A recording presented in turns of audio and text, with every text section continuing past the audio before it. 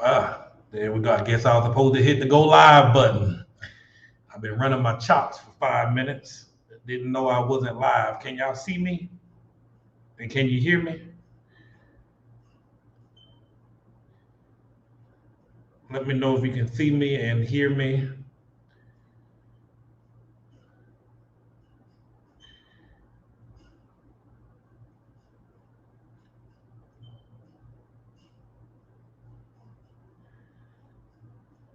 This is a test of the American Broadcasting Station.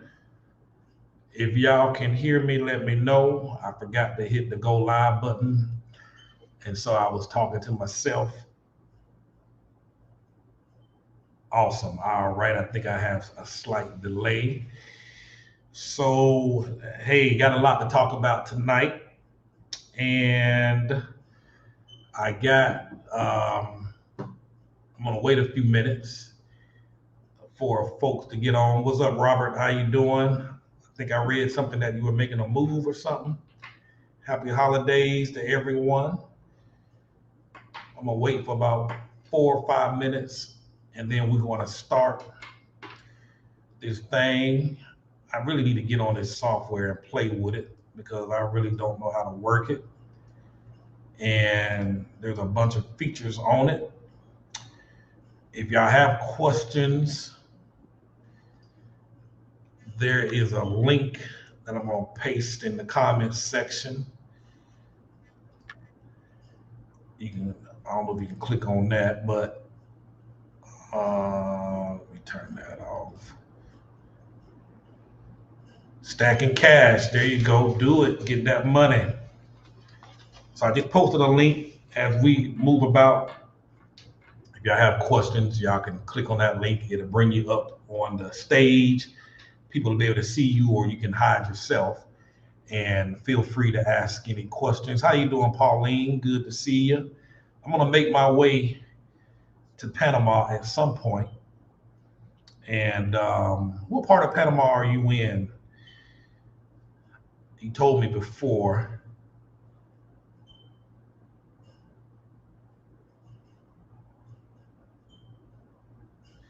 How you doing, Native Nomad? Cancun in the house. Yeah, I'm at the. I haven't been there yet. I keep hearing about it.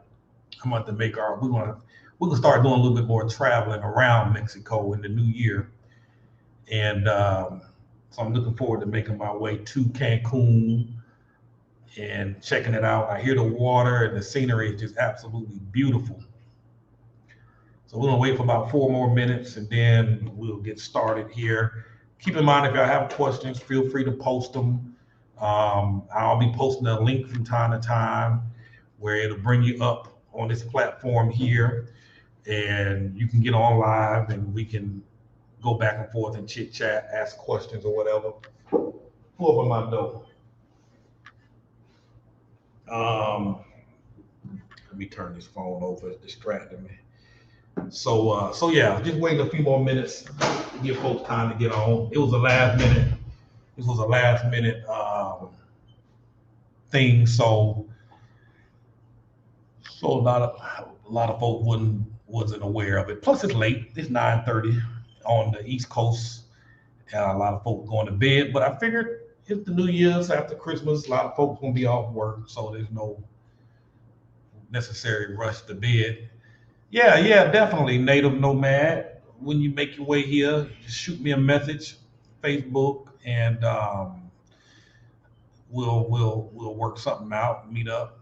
A lot of places to eat at. A lot of new places I want to explore. We're in a new neighborhood, so this week I plan to browse around and see what's in this immediate area that I'm in.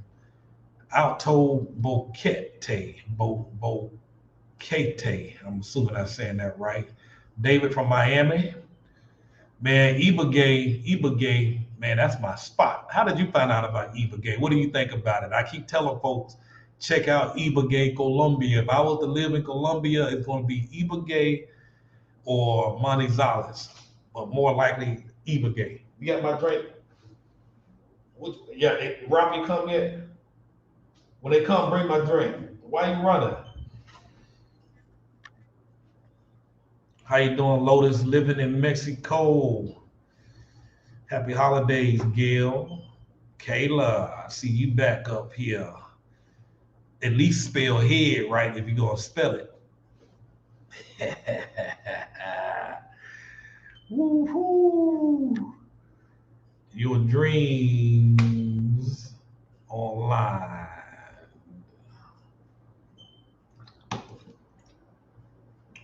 So waiting about 2 more minutes and then we'll get started. Give folks time to log on this thing. This is going to be recorded. So I will grab this and copy it and paste it, edit it a little bit and drop it back online. Yeah, I lost some weight, Charles.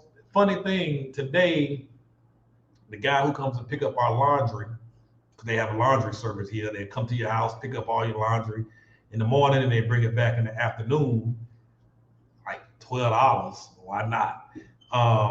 Hadn't seen him in a few weeks, in about a month. Because we ended up trying somebody else, but we weren't happy, so we ended up going back. So I hadn't seen him in about 4 or 6 weeks maybe. And he was like, man, you done slimmed down. You done lost a lot of weight. And I'm like, I must have been one big joker. Because everybody keeps saying, I'm like, I must have been huge. I didn't know it. I mean, it was my normal, I guess.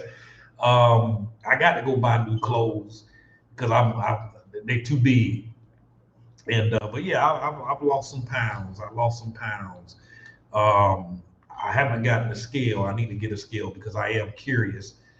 I'm gonna go ahead and bring you up, Naomi. So we just stalling and blowing some time to get folks on to give folks time. What's up, Naomi? What you got? Hey, what you got? How you doing? How you doing today? I'm doing well. How about yourself?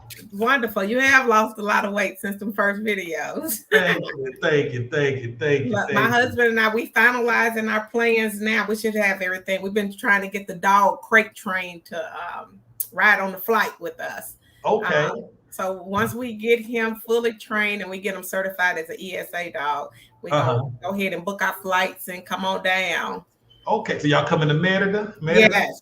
Okay, where y'all coming from? From Mississippi, from Jackson, Mississippi. That's right. Okay, man. So y'all doing this thing? Yeah, it's time. So what prompted y'all to make that move and make this decision? Again, we're a military family, so we used to moving, and we here, and we was like, oh, we tired of being here. You know, the U.S. is just kind of crazy right now, and especially down south. So it was like it's time for us to go somewhere else. And we actually was looking at going to Puerto Rico and purchasing a property there, but they kind of have priced us out of Puerto Rico at this point. When we looked at Puerto Rico a year and a half ago, we probably should have took that move then, because now the houses, you can't get a decent house there under 200, 300,000. So. Wow. So have y'all already been to Merida before? No. Y'all were coming with blind. But that's how you do it, man. Just go.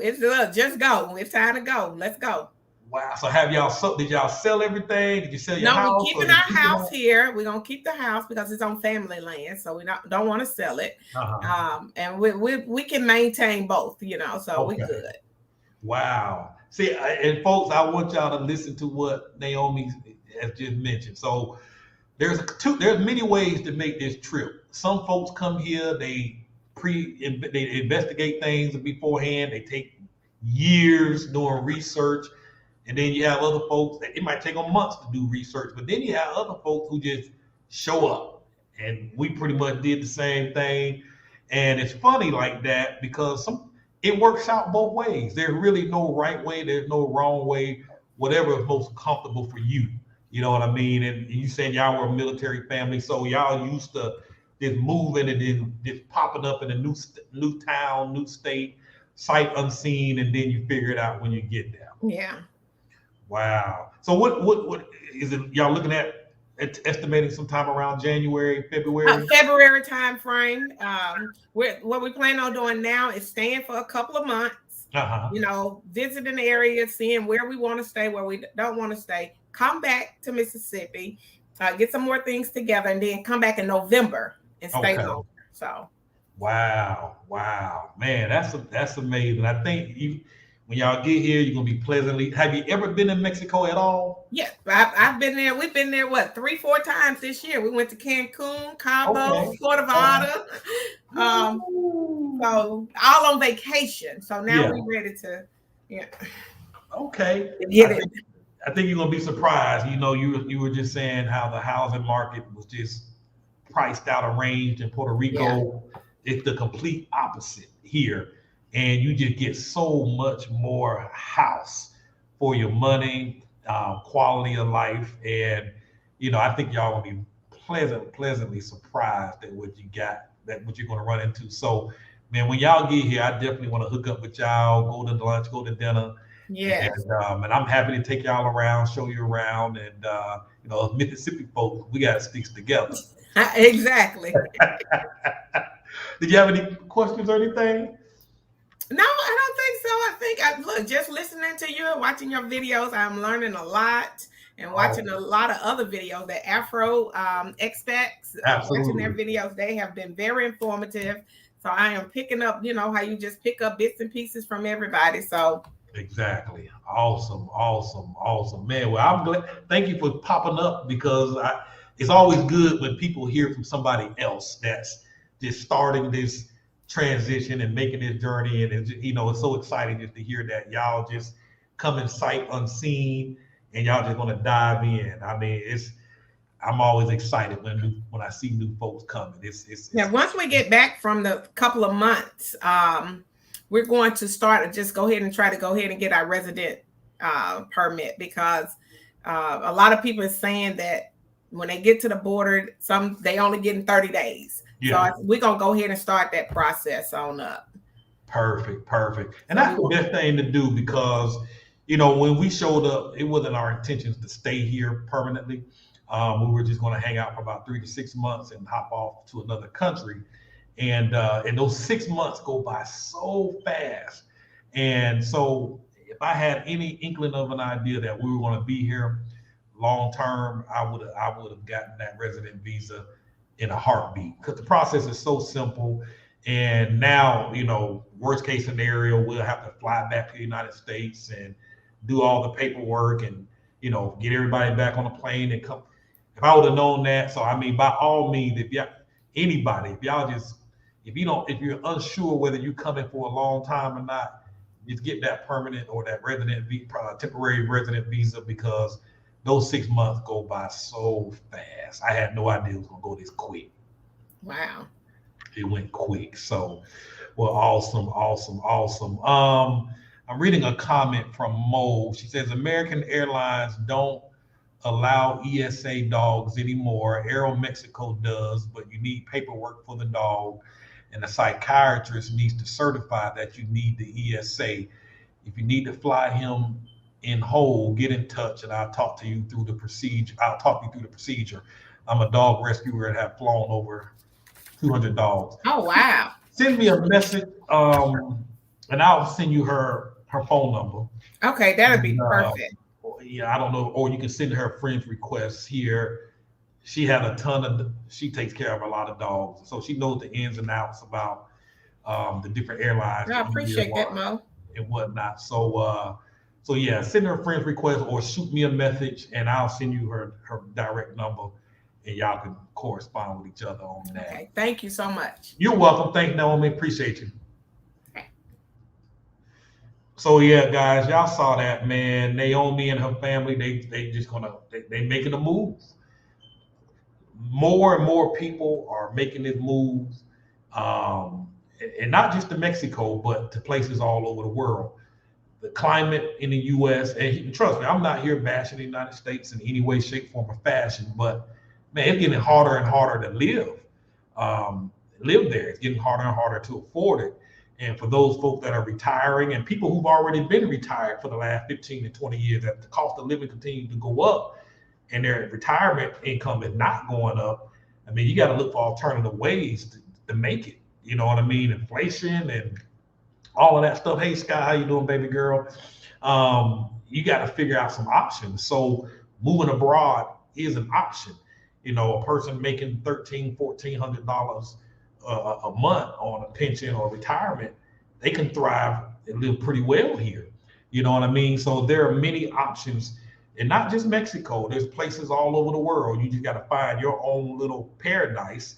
You know, identify the things that you like, identify the things that you want, figure out what your goals are, and go for it. I mean, there's a place for anybody. If you're into mountain climbing, there's a country for you. If you're into skiing, there's a country for you. If you like surfing, there is a country for you. If you want to live on the beach, there's a place for you. And it's all affordable. You just got to do your research. Question from Jesse. Hey, Cartez, how hard is it to make friends? Let me put this up.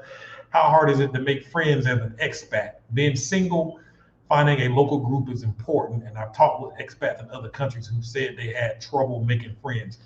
Well, Jesse, let me tell you this. And that's a great question. I think the best way to make friends, you're going to have to start hanging out and assimilating into local culture, hanging out with local folks. The easiest way to do that is to take classes, participate in local events. So for example, I want to lose some more weight. So this year in January, I'm going to take karate classes. And I'm thinking about taking some lessons in piano. So there's some music schools here. So when you start participating in, say, karate class or music class, you start to meet, you start socializing with those folks, you start meeting them. Same thing with my daughter. She takes ballet class. She goes to class 6 days a week. She's made a lot of friends in her class.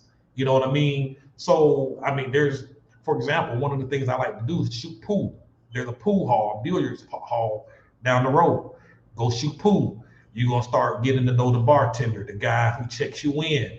There's a spot that I go to at the restaurant. One of the things I like to do, I like to find my favorite restaurant. You generally small mom and pops. And I continue to go back to that same restaurant over and over and over again if it's one that I like. And guess what happens? You keep showing up, you start having small conversations. So there's this pizza shop down here, family, husband and wife team. They just moved here from Mexico City.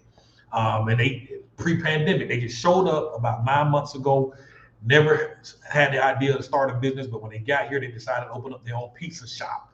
So now I go hang out at that pizza shop, eat pizzas at least once a week or drink some beer. And I talk to them every time I'm there. When I pass by, I'm having conversations. So now they've invited me to go out, hang out with them at some of the local parks, invited us over for dinner. You know, so you just going to have to get in real good with the local culture.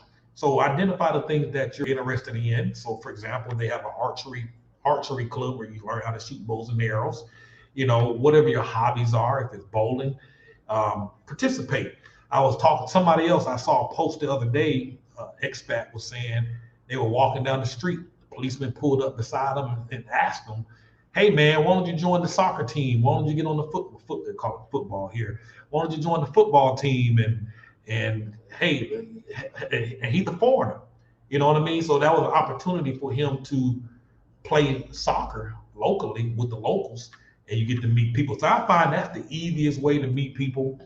When you start hanging out with expats, and trust me, I have nothing against expats. When you start hanging out with expats, oftentimes what you'll find is they're rotating in and out of here. They're coming and they're going.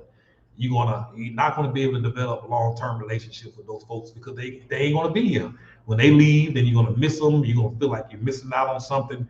Then you're gonna want to leave, and so on and so on. So you got to get in with local culture if that's, you know, if you're trying to live here long term.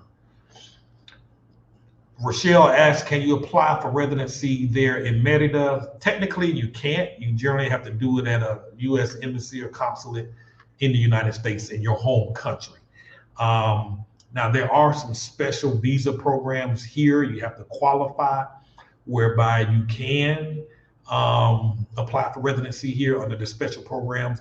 Because of COVID, a lot of the rules are changing. It's changing constantly. And, you know, so what's standard procedure now may not be standard procedure next month. there's some changes coming down after it's January 1st, so everybody's kind of on edge, just kind of waiting to see what's coming up the pipeline. But as a general rule of thumb, you know, you must apply for residency in your home country at the Mexican embassy or consulate. You can't do it here. But again, there are a couple of programs where if you qualify, you can.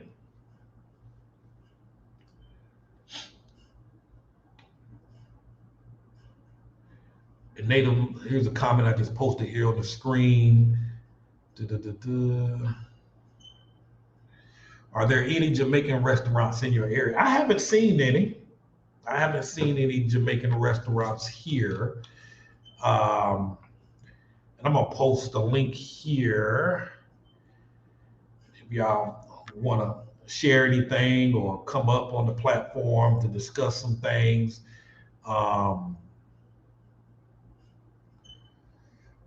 Click on that link and it'll bring you up. And Mo, I think Miss Naomi just sent you a message, a friend's request on Facebook. And I'm gonna have Mo come up one day. In fact, I probably will do an interview at her house one day and have her break down this process with pets, because this seems to be a common concern for a lot of people. So thanks. Kai, nice frames. With rest in peace to the brown ones, looking sharp. Thank you. I bought these glasses. I got two. I went to the optometrist and they had a regular special. Well, I wouldn't even call it special. It's just a regular day. I was able to get these glasses for $35. That included the eye exam and the lenses and the frames. They had a whole bunch that I could choose from. And so that was $35, and I got another pair, black pair of frames that was $60. So I got two sets of glasses for $95. That included the eye exam, the prescription, the lenses, the frames, and all of that stuff. If I wanted the anti-reflection and all the scratch resistant, it was just gonna be an extra $20. Can't beat it, folks.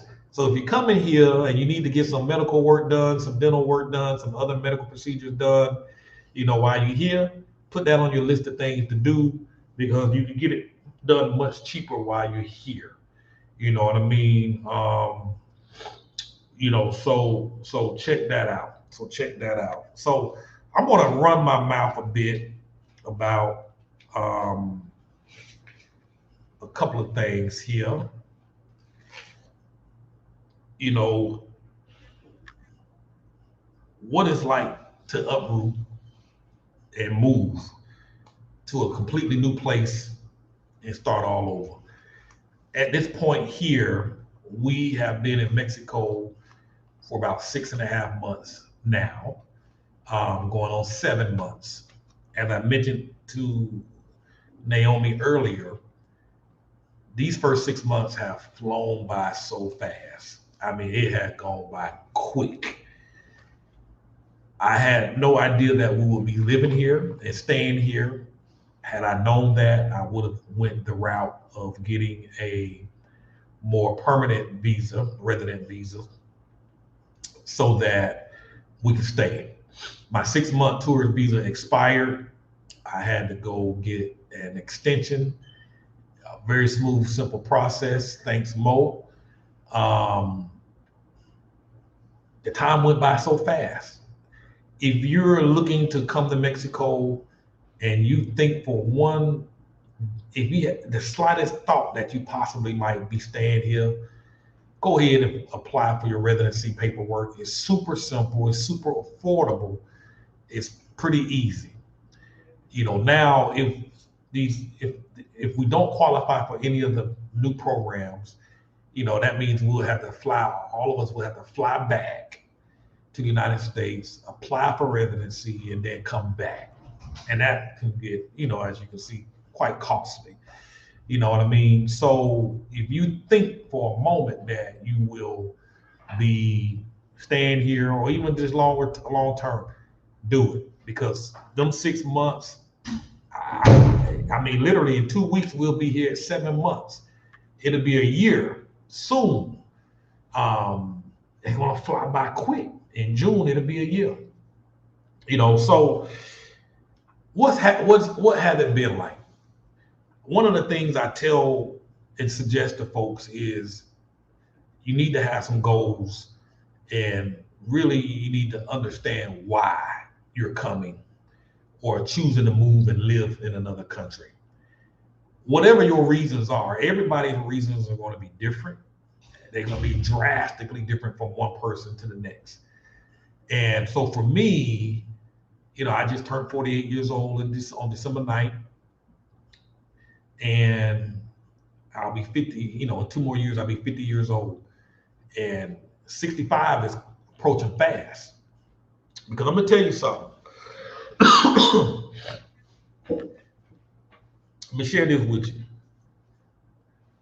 There's folks here who are already living on their retirement, meaning they're 60, 65 years old, they're collecting their pensions, or they worked at their job for 20 years or 30 years, and they're 50 years old, and they're getting that steady check. They're getting that retirement check that they'll continue to get until they die. So when they come here, they have a source of income, and they can live extremely well. You can live extremely well on that income while you're here. So they can relax, they can chill, they can hang out, they can do what they want, they can buy houses, they can do whatever they like because they have a source of income. Me, during the first 20 plus years of my life, after 20 years old, I didn't save my money. I don't have any 401ks. I have no savings. I have no investments. Some would say I just squandered all my money. And I wouldn't necessarily say I squandered all my money. I chose to use my money to live life in the moment, create memories for myself and for my kids. You know what I mean? So some folks played the long game. I'm going to work for 20, 30 years, and then I'm going to retire. You know what I mean? I didn't play the long game, so now I got to play the quick game. So now it's time for me to catch up. So from 50 to 65, I got 15 more years to get it right with my finances. I'm an entrepreneur, so I got to do things a little differently. I have a high tolerance for risk. So I'm starting some, the little businesses that I already have, I'm starting to learn how to do a better job budgeting and saving my money, trying to invest in different things so that in 15 years from now, ideally I would buy a house here, have it completely paid off before those 15 years. Ideally, pay them off within 5 years would be my plan. So now I'm having to play catch up now. So that's what I'm doing here. Now, I've been here almost 7 months.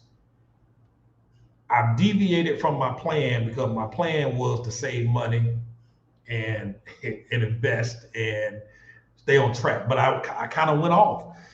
Because what happens is when you first get here, you have the overwhelm because you're adapting and adjusting to local society, local culture, local ways.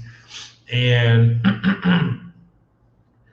you get caught up in the excitement. You get caught up in the fun. So for the first 7 months, I've been completely off track, completely out of focus. I have not done what I was supposed to do financially. And honestly, I did what most folks done. And hopefully this will save some of y'all from yourselves when y'all hear what I say. So my goal was to drastically cut my expenses without really having to diminish my quality of life. So when I got here, I ended up getting this nice house, big house. And it was a great deal. It was about $800 a month. But I didn't really need to spend that $800 a month. Now I'm in a place where I'm paying about $569 a month. That's ideal. And I actually like the house better. You know what I mean? So saying all that to say, one of the things people do when they get here, they see this big old house with all the bells and whistles. And in their minds, they're saying, oh my God, this is cheap. This is affordable. I can afford this. Instead of sticking to the plan, if your goal is to cut costs, In my case, I had already wrote down I wanted the house that was about between 500 and 600 a month. But I get over here and I get one for 800. You know what I'm saying? I know it don't sound like a lot of money, but $300 difference per month start to add up. Plus, the house that I was in, the electric bill was a little higher. It's, from my understanding, looking at previous bills here, the electric bill is significantly cheaper here. So I'm saving money. Plus, they're paying the internet. I got fiber optic, high-speed internet here, super fast. That's included in my rent. The water is included in my rent. The trash is included in my rent. You know what I mean? My Uber bill is going to be cheaper because I don't have to go as many places. You know what I mean? So I can eat. So by moving here, I easily trim to save maybe say $500 a month.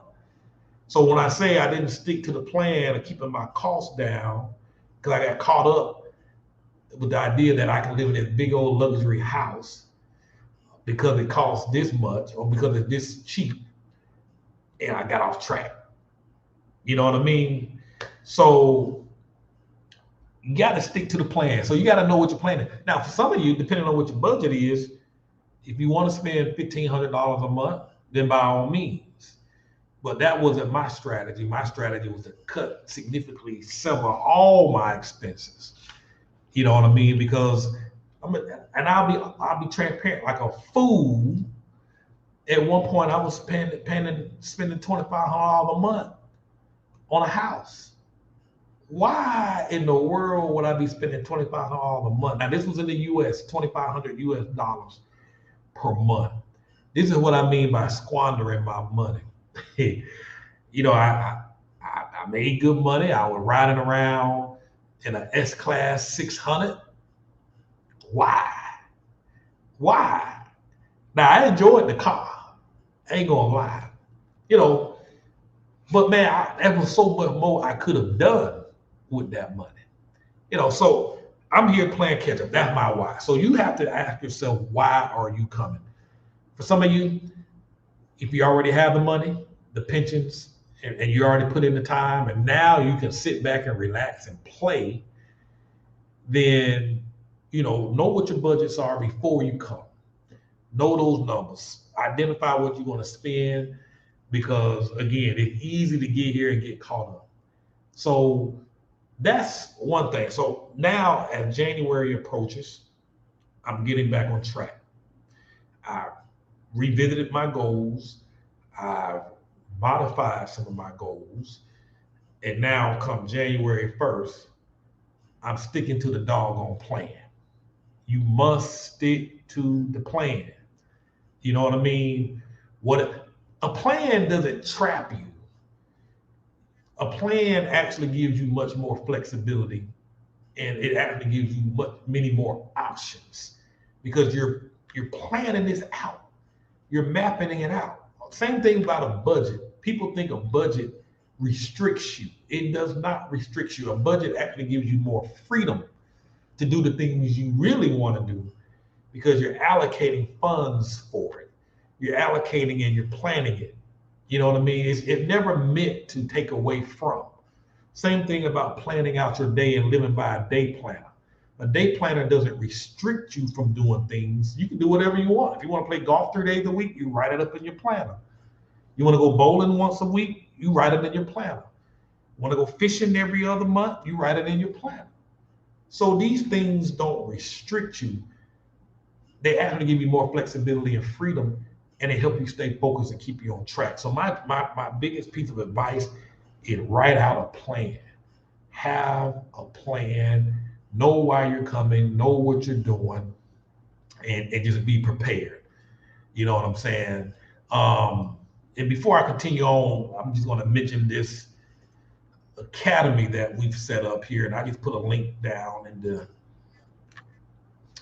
the comments. You should be able to click on that if you want. I put together a simple Move Abroad and Thrive Academy where, I break all this stuff down. We're going to help you come up with a plan, identify your goals, because here's the deal. Statistics indicate 97% of the population have no written goals. Only 3% of people have written goals. You know what I mean? And without goals, you don't you have no direction. You have no purpose. You don't know what to do. You don't know what to do when you wake up in the morning. What goals keep you on track? Goals keep you focused. They keep you moving forward. They keep you from getting off track. You know what I mean? So we're going to work with you on that. So take a look at that when you get some time. There's a link there. Just check it out. Because again, this stuff, as I started writing this stuff out for myself, you know what I mean? It's helping me big time. It's helping me big time. You got to have a plan. You got to have goals. Because I'm going to tell you this, probably 95% of this stuff is mental. It's mental. If your head game ain't right, everything gets thrown off. Same thing with entrepreneurship. You got to get this thinking right, because the slightest mishap that comes your way will have you running back to the United States. Many of these YouTubers that you see online, when you come to these different places that they're at, they're gone. They've left. They're no longer here. You know what I mean? So this is very much a mental game, and you got to remind yourself of that. You have to have the right people in your corner. You can't be listening to folks, because again, first sign of trouble that come along, folks are running. When they locked me up in jail, when I was in jail for them 2.5 days out here in Mexico over a misunderstanding, went through somebody's gate, which is considered trespassing, and went to the wrong house. And I ended up in jail. This is a short story. I ended up in jail for 2.5 days. For many folks, that would have sent them back home. But it's going to take more than jail to run me up out of here, because I've already determined that this place here is how I'm going to meet my objectives and meet my goals. You know what I mean? I'm not going to let that incident run me out of here and get me off track. That's why these goals are important. So you can come back and assess. People kept asking, are you leaving? Why are you staying? Man, my goals are bigger than that. You know what I mean? It was a temporary setback, temporary inconvenience, but you know what I mean? I learned something new. But I'm gonna tell you something. I'm gonna say this. Everything, regardless of how bad it looks, everything is working for your good. It's working out for your betterment. It's working out to your benefit. Remember, a moment ago, I just said this thing here is a mindset. It's a mindset.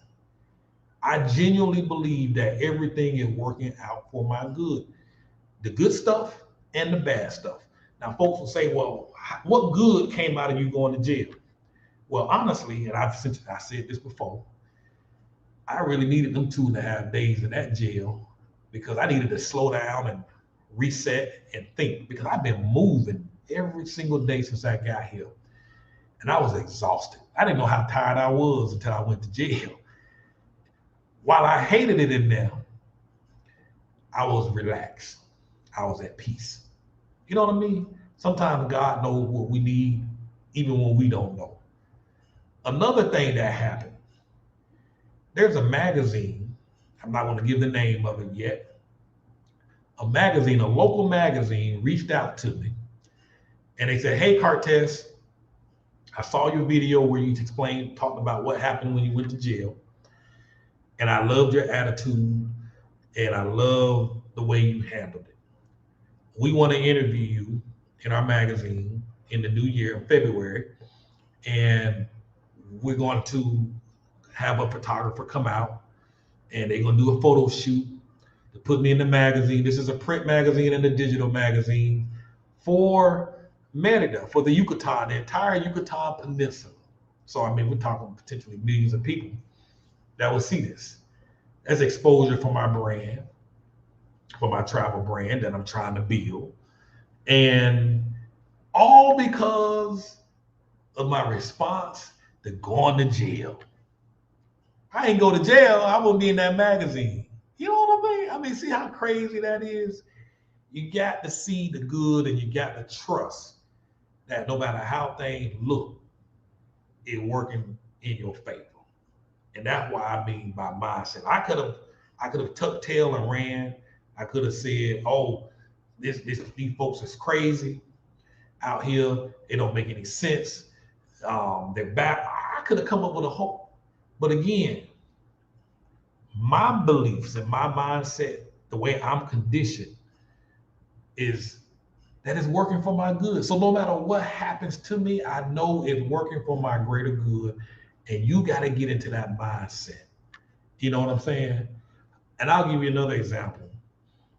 A guy, I try to apply this in every aspect.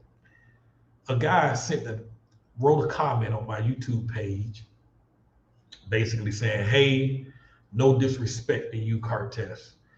I've been following you a long time. I've been watching all of your videos. I appreciate all the information that you shared. And, a few years ago, you mentioned how your marriage was coming to an end, and you talked about, how you separated and blah, blah, blah, blah." And so then he goes on to say, "Well, I've decided that, I'm very disappointed in you. And I'm no longer going to follow you, and I'm no longer going to support you because you decided to get back with your wife."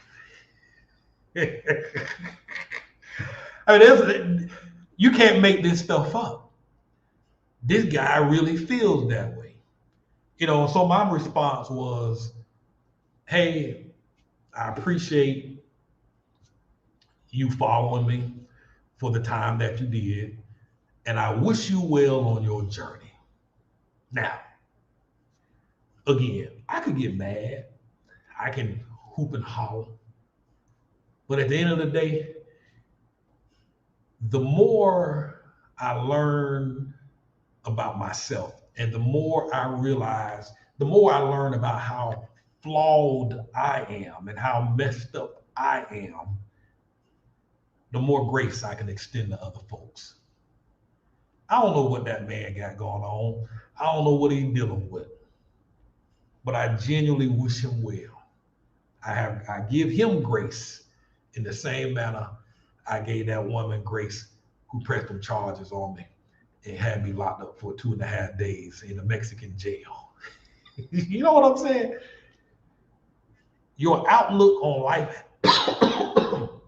really has to be that way, because otherwise the anger will eat you up. And I know I'm talking about other stuff. How is this related to travel? Your mind. As I mentioned earlier, so many folks, they come and then they leave because things don't work out the way they expected. You're coming to a whole new country. Everything you've learned and have known up until this point, when you get here, or Colombia or Southeast Asia or Europe, it's going to be a complete culture shock. Nothing is going to be the way it was back at home. And that is the number one reason why most folks hightail it up out of the country and go back. So you got to get your head right. You got to get your mindset right. You know what I'm saying? You just got to get it right. So I beat that horse long enough. So I talked about overwhelm, mental game. Understand that your first 90 days, possibly your first 6 months, it's just going to be overwhelmed. The sooner you meet other local folks, the sooner you start participating in local activities and local events. That's why it's important to identify and know what your hobbies are, what your interests are, so that as soon as you get here, you can start participating in those things and joining in the local clubs, I find that I like going to these cantinas where they have these live bands, and the last one I went to, there was this Afro-Cuban couple that was singing and dancing and playing the trumpet, playing the piano, playing the guitar, not trumpet, but trombone. And I find that I like going to these things. So now at least once a week, I go to these things and I just have the most amazing time. The last time I went, this lady wanted to dance. Now I don't got no rhythm, You know what I'm saying? Shockingly, I know shocking. I have no rhythm. Um, but the lady wanted to dance. And I looked over at the man she was with, and I'm like, he don't look like he too happy. I don't know no Spanish. I don't want no trouble. I just got out of jail for 2.5 days. I ain't trying to go back to jail. So the guy that was with the couple, he spoke Spanish. I mean, he spoke English. And he's like, oh no, they cousins. Go out there and dance and have a good old time. So I tried to dance, which prompted me now to say, hey, in the new year, I'm gonna take some salsa classes. I'm gonna learn how to dance. So again, this is another way you can meet local people. Go learn how to dance. You know what I'm saying? If you like going to the museum, there are people here that have book clubs. You just got to find these events and participate because you will get bored when you come. And if you decide to stay up in the house all day, keep to yourself, you will be bored. You will imprison yourself in your home. So we had to be mindful of that, not to do that, and be very proactive in actively getting out. I'm naturally an introvert, believe it or not. I don't like crowds. I don't like a lot of people, being around a lot of people. It's difficult for me to engage in that type of environment, but I'm having to force myself to do that. But I like going to these cantinas. That have helped me make my stay here much better. I promise you, if I stayed in my house, because a lot of people do, they stay in their house, they keep to themselves, and they go bored, they go crazy, because you're a prisoner in a foreign land where you know nobody, and then they end up going back home. You'll be surprised at the number of folks that just disappear. There were folks here that we've been dealing with for months, and they just gone. They don't tell you bye. They don't say they leaving. You just randomly just stop hearing from them. One of the ladies that did my kid's hair, gone. I'm like, where did she go? No bye, no see you later, nada. Gone. So this happens more often than not. You got to be prepared for it. Hey, Marissa, how you doing, young lady? Merry Christmas. Merry Christmas. Good to see you. Welcome, welcome, welcome. Teresa says, how Teresa say, how the hell somebody mad because you getting back with your you know what I mean? Again, you can't make this stuff up. Folks is off the chain. And Toddy's right. You definitely have to find your tribe. And I've been amazed at how you got here, man. Toddy here. We went out together one day and looking for apartments and houses. And man, this lady got married a lot down. When I went to pick her up the first time, she had all these maps out. Cortez, turn here, turn there, turn here. And, we went to a few places, looked at a lot of places, ate and drank some good margaritas, had a good time. And, but now I think you said you found your dream home and you're supposed to be moving in a couple of days. And this is Toddy. She came down, she's here on her own. And, and she's finding her tribe, finding her space and finding her rhythm. You know what I'm saying? And that's what it's all about, folks.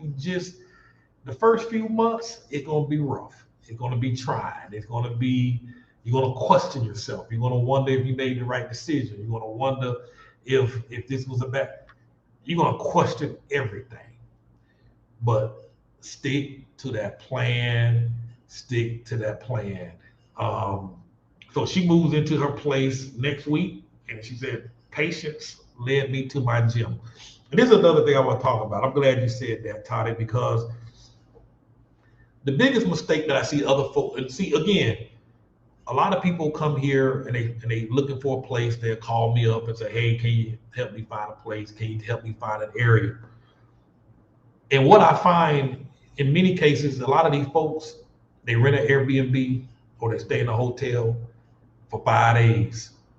And so they get here and they trying to find a dream house or their dream location in 5 days. And it never works out. One reason it never works out is because folks here in Mexico move at a slower pace. Your 5 days ain't urgent. It might be 2 days or 3 days before you even see the first property. You know what I mean? So the way you used to that hustle and bustle back at home in the States, nah, it don't flow here. I can have somebody say, hey, they can come fix my door. And he said he's gonna be there on Monday and he might not show up till Thursday. It is how it is. You know what I mean? So when you come here talking about you trying to find your house in 5 days and you got to be out of your Airbnb and your hotel in 5 days, I promise you, you ain't gonna find it. There's a few folks who've come down here and they all but gave up. It's like, I'm done with Mexico, because inside of the 7 days that they were here, they couldn't find the property that they wanted. It's gonna take time, at least a month, I would say. And so as Toddy said, I think it's been about 3 weeks since we started looking at places together. 4 weeks ago. She says, because even after that day we went, I mean, we talking almost 3-4 weeks later before she finally found it. It took me 6 weeks, 4 towns, and 40 plus showings. And I could have taken any of the first few, but I had to learn the city and the market. That right there, folks. Now she done found it. Boy, she done found the diamond. She posted some pictures up. I was like, yeah. And initially she wasn't trying to, correct me if I'm wrong, but when we came up on the north side looking for places, she was intending to stay on the north side of Central. The place that she now found, which is a gym, is in Central. Beautiful place. I never would have considered Central, but man, that thing she done found, absolutely amazing. House party January 20th. I already got that marked on my calendar when you told me the other day. You know what I mean? So margaritas. So this young lady, man, she figured it out. So again, I'm not. There's many ways to do this. When you get here, and again, no matter what country you at, all of this stuff that I'm saying applies no matter where you're at. Central is a completely different monster and a beast in itself. And living on the northern side of town, where it's more modern, mixed in with the old, is an entire beast as well. You got to get here to figure things out. You know what I mean? So Naomi asked, how long should I stay in an Airbnb? Toddy, what would you say? I'd just like to hear what you say.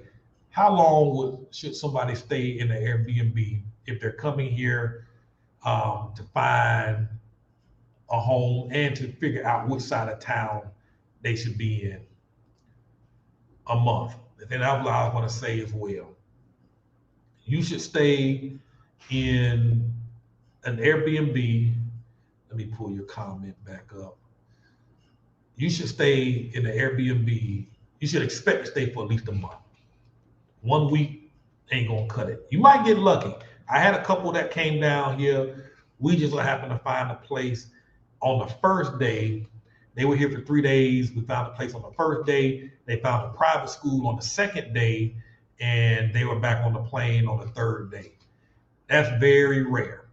But they had some very clear objectives and goals lined out that had to fit, and we were just fortunate in how all the pieces came together. Matter of fact, she's about 4 blocks up the road. She'll be staying 4 blocks up the road from me. They'll be here in March. They already paid their deposit, signed the lease, all of that. They already paid their enrollment fee to get their kid into the private school, which is a bilingual school, local private school. Private school here, this particular one, looking at about $350 a month. Nice, superb, state-of-the-art school. They teach you how to swim, teach the kids how to swim. They have robotics classes. They have math. They got everything. When they was here, I was with them for them 3 days. It was 3 intensive days. They got lucky. That's not the norm. Most folks, when they get here, they don't know what they want. She knew. She had a telephone consultation with me a couple of months before. We hammered out everything, which is why I keep telling y'all, join this academy. Join this academy. I just put a link down in the comments, because when they got here, they had it all laid out. They had a plan. They knew exactly what they wanted, and in record time, we got everything figured out. You know, I mean, they aren't the norm, but expect to stay in the Airbnb for a month, because I promise you, your sense of urgency and their sense of urgency, the locals here, they 2 different urgencies. They move at a whole different pace, and that's something you're going to have to adapt to, because it is their norm. It's going to be completely abnormal to you. And for most, it will frustrate you and drive you crazy, because it almost drove me crazy. But once I finally let go, and was like, you know what, this is the way it is. This is how they do things here. I didn't move here to be trying to impose my values and the way things were done in the U.S. So once I finally let go and was like, this is just how it is. And now when folks tell me they're going to be in my house at 12, I don't rush back, because I don't rush back too many times only to get there. I had to wait 6 hours for them to show up with no phone calls. I get there when I get there. When in Rome, do what the Romans do. That. So when in Mexico, do what the Mexicans do. That's what I do. I just show, I get there. If I'm done at the stove, then when I get done at the stove, then I come home. They'll wait the same way I've been waiting. You know what I mean? And the funny thing about it, once I took on that mindset, because when you're not rushing anymore, and when you ain't pressed for time, it does, it relaxes you. All that pent up stress and frustration, all that, what do you call it? Hormones, cortisone in your body, all of that extra hormones that throws your body into a crate, that goes away. One thing that used to drive me crazy, you be driving down the street and they just stop in the road. They don't on the right, they just stop and they be on their phone. They be doing whatever it is they want to do, talking on the phone, looking at their phone. And cars just go around them. Nobody honks. Nobody throws the bird. They just drive around and make a path. They just drive me crazy. Now, if I need to read my phone, I pull and take my time. I do what they do, and guess what? They go around me too. Nobody honking at me, nobody cussing me out, nobody throwing a bird. That's just what they do here. And the sooner you get that through your head, the better your life gonna be. It's different. You might as well get in your head. Everything you know about your life is gonna change when you get here. And you gotta be okay with that. You gotta be flexible with that. And it is an adjustment period. So 3 to 6 months, you can expect your feelings to be all over the place. There's another couple here that got here. They thought they wanted to live in the North. And things that wasn't seeming to not work out for them initially.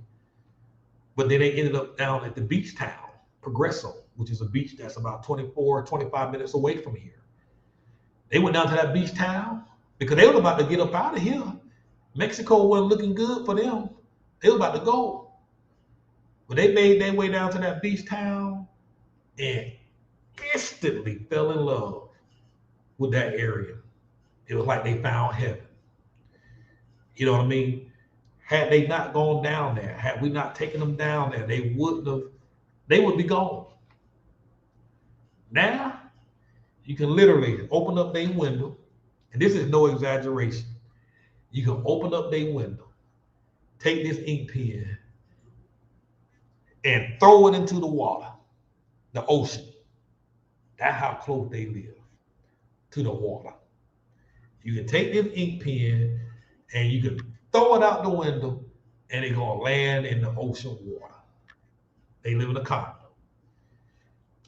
In the US, they ain't nowhere on no coast, West Coast or East Coast, or the Southern Coast. There's nowhere on that coast where you're gonna get a place on the water that close without paying $3,000, $4,000, $5,000 a month, or without paying a couple of $1 million for the property. And $3,000, $4,000 is on the low end. I'm not gonna tell you the exact number, but let's say it's under. You can find properties like that for $500 to $700 a month. That close to the water, completely furnished, includes utilities at this beach, and I'm talking pretty blue green water.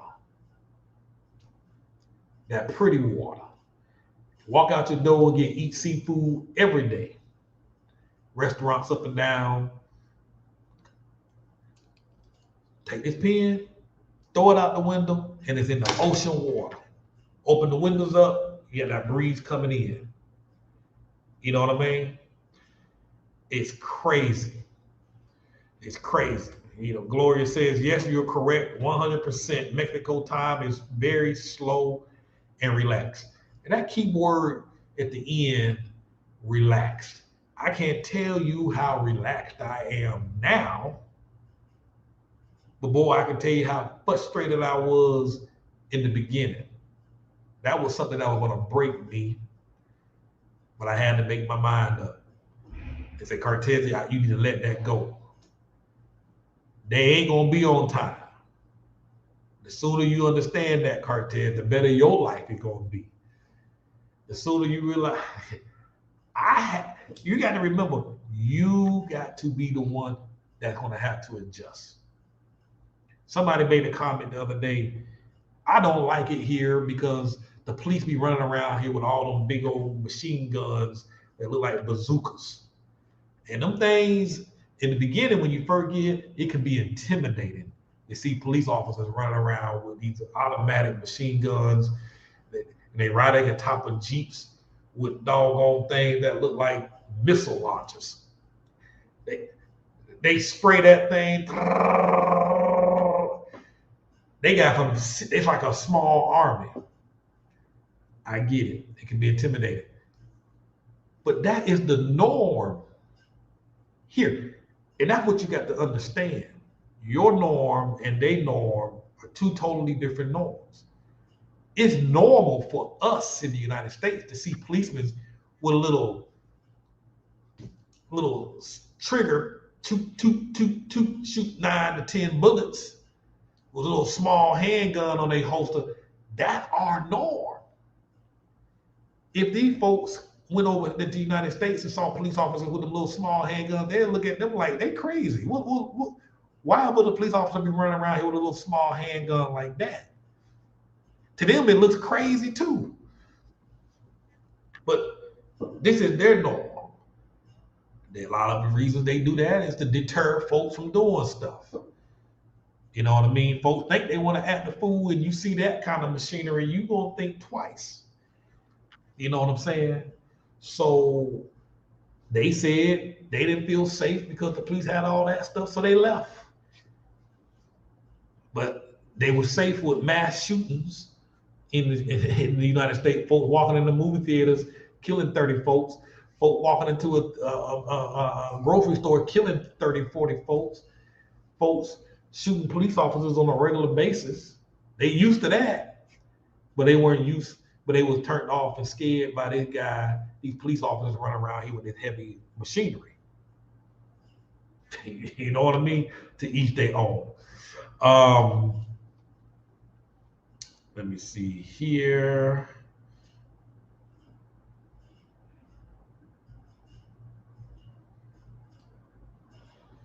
Kimbo said, I stayed in an Airbnb for 6 months, 3 different locations in Central. I ended up in the North. I learned the areas thoroughly first. And that's a good point, Kim. I mean, the only way you're really gonna know what you want is you just gonna have to experience each side of these towns. When I was in Central, it took me a week to realize that I didn't want to be there, but I still struggled with it because I really did like Central. But for me, it was like I still kind of like the modern stuff um, mixed in with the old. But the biggest decision for me was my daughter's school was up in the north, and so that kind of eliminated Central right off the bat. You know, the distance to the school. So again, there's certain factors that are going to decide or dictate where you're going to be. But for those of you that won't have those mitigating circumstances, then ideally you're going to want to stay in different areas to help help you determine what side of town you want to be on. That's the way it works. You're just going to have to um, time is your friend. Don't rush this, because when you sign these leases, whether you sign a lease for 1 year, 2 years, or 3 years, you're gonna be in that house. Take your time, get it right. Are you still thinking about putting together a ministry? Paula Davis.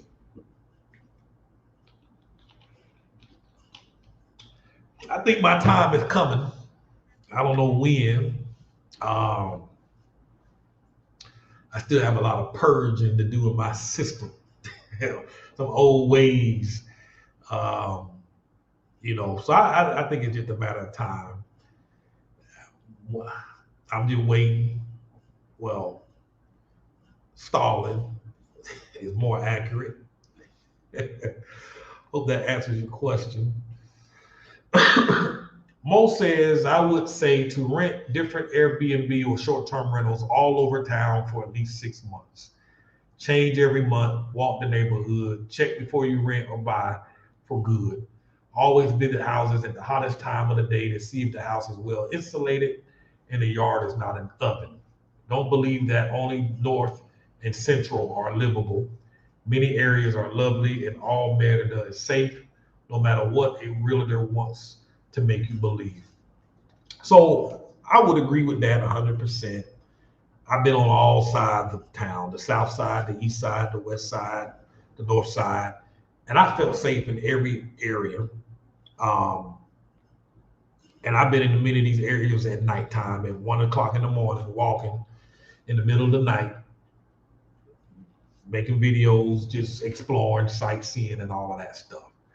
You know what I mean? So, and I agree with her 100%. And that's one of the reasons why many of my videos you saw when I first got here, I was walking these neighborhoods. I was going up every turn, every corner, every curve, walking down to see what was down that way, walking down to see what was over there. Then I walked further down to see what was in there. That's the only way you're going to learn these neighborhoods. Like I said, the first place I lived in was a Pravada that was surrounded by hundreds of other Pravadas. These are like walled communities. So inside of these walls, there might be 6 houses in this wall. And then the next might have 12 houses behind the wall. The other one might have 3 houses or 1 house behind the wall, and hundreds of these. So there was no stores I could walk to, no businesses in the area. No matter what I did, it would require me to get in the car or take an Uber. And so my costs instantly go up versus the neighborhood that I'm in now, because from my experience from walking these neighborhoods and getting very comfortable, I ended up in a neighborhood now I can walk to a slew of restaurants in minutes.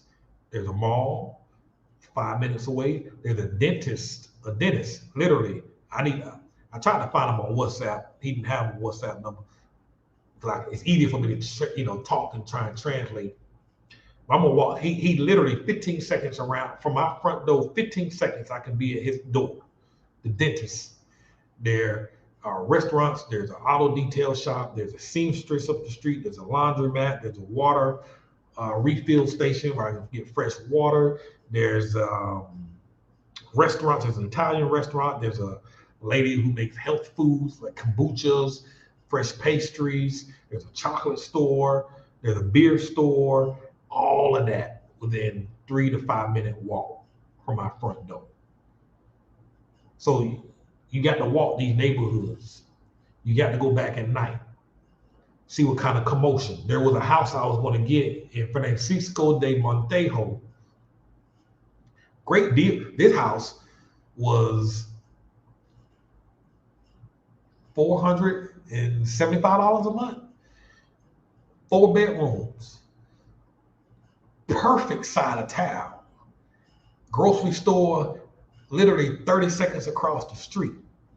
Mall, 6 minutes up the street by foot. Had everything I wanted. I went back there at 11 o'clock at night, and there was a bar across the street that blast their music until 2 a.m. in the morning.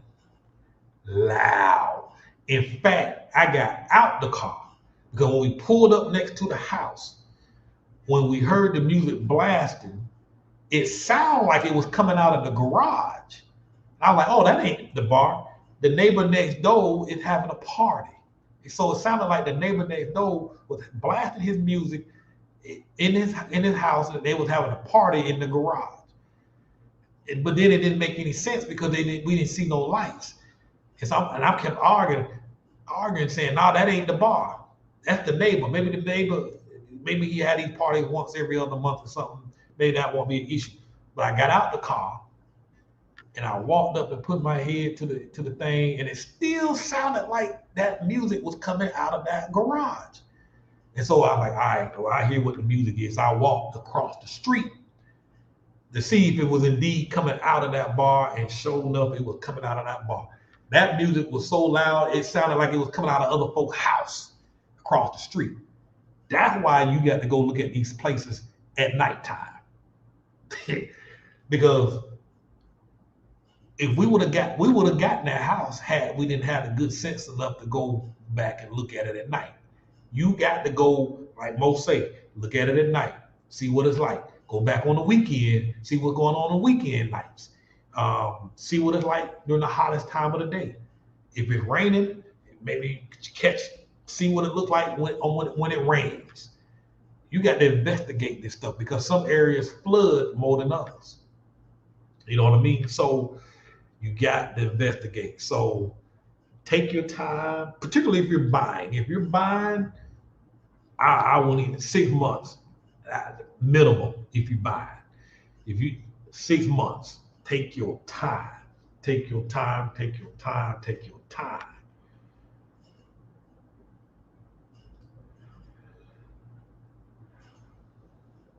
Don't you have to have a certain amount of money in the bank in order for Mexico to consider giving you permanent residency? It depends on how you go about that. I want to have an immigration attorney. I'm going to get an interview with her. And I'm going to have them talk on that. I don't want to get in the habit of providing any sort of legal advice and mess around and get myself in trouble. But you don't have to have that big lump sum of money. Go back and reread what you're reading and just kind of reread that again. Because if you make a certain amount of money per month, or your pension is a certain amount of money, you can still get the residency. So there's workarounds. What is the reason you leave the States? You know, as I mentioned before, and I'll say this quickly, I left the States because I didn't plan my retirement well. I'm 48 years old, about to be 50. I don't have any savings. I don't have a retirement, no 401k. And so I figured that, hey, Cortez, you know, you're going to be 65. You're going to be 60, 65 soon. You need to get your act together financially. And so for me, I started thinking what's the best way to kind of get on track and get my finances in order. So first thing I said, I need to start doing some investing. I need to start cutting my costs. I need to drastically cut my costs and use those savings to save and to start doing some investments and start putting more money back into my business so I can find my way that and find cheap real estate where I can buy a house and get it paid off in 5 years, so I won't have a mortgage. So no matter what boneheaded mistake I make, I'll always have a house. So as I was coming up with that process, all roads said the best way to cut your expenses drastically, while at the same time improving the quality of life, would be to move abroad and live abroad. So that's what I did. Now, because I am saving so much more money, I do have free monies left over to hire a housekeeper to come by my house a few days a week, clean it up, keep it clean. I can put my kids in activities and sports.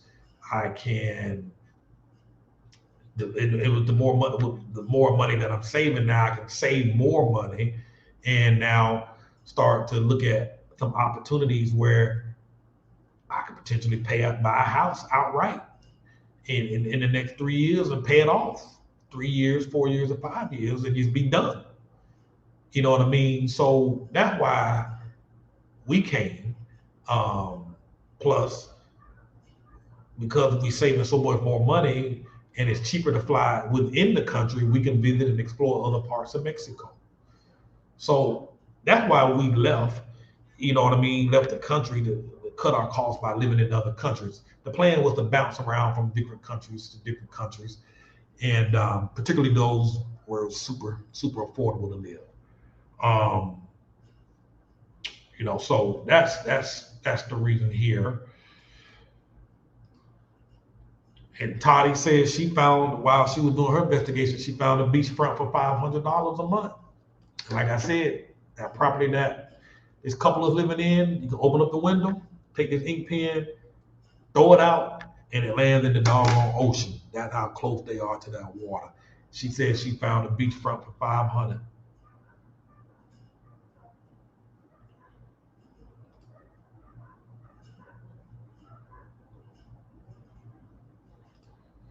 Can you please do some house and walking tours in the beach towns? I can do that. Make a little note. House. And I haven't done that. I do have a video on YouTube. Let me put the link here to my channel, YouTube. Come move abroad and thrive. I just posted the link to my YouTube channel. Make sure, if y'all haven't subscribed to my YouTube channel, click that link and subscribe to the channel. I do have some videos there. There is a video of the beach town itself, but I haven't walked extensively throughout the town like I did here. So one of the things I will do in the new year, I will do more walking tours in Central. I will also do more walking tours in Progresso where the beach town is at. And I also will do more walking tours on the south and west side of town where tourists and foreigners are told to stay out of. If you want to look for if you want some real deals, I believe Mo, I can't remember what she said, but I think she paying $275 a month, $375 a month for her house. Huge property, big house, pool that's about 30 feet long and 20 feet wide. Pool on well water. She rescued dogs, so these dogs have all this land to run around on. Property. It's insane. And she doesn't live where all the folks say expats should live. I believe she lives on the west side of town or south side. I can't remember. But yeah, it's insane. Is Marketplace a good platform for finding property to rent? Absolutely. Great place. Great place. Great place to start. There's also some Facebook groups that you can join, exclusive to Merida for renting properties.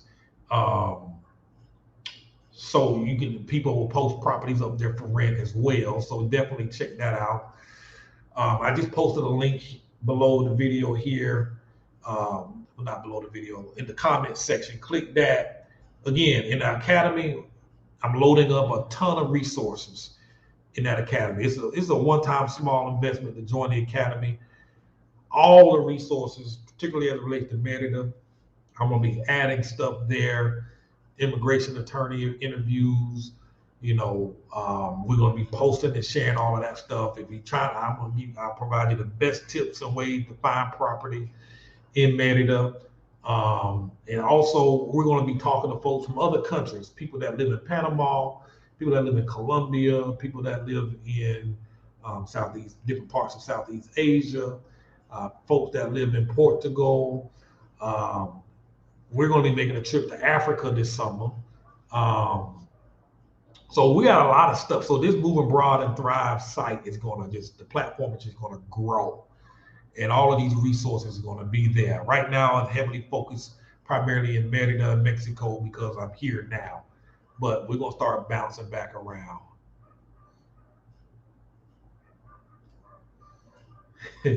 How difficult is it to find love there for a retired single man? Well, I ain't single, but I've seen plenty other guys here hooking up with local females, and vice versa. I've seen plenty of females hooking up with local men here, and other expats hooking up with expats. Again, it's about perspective. I hear a lot of women say they can't find no man. But I hear a lot of other women saying they get hit on every day.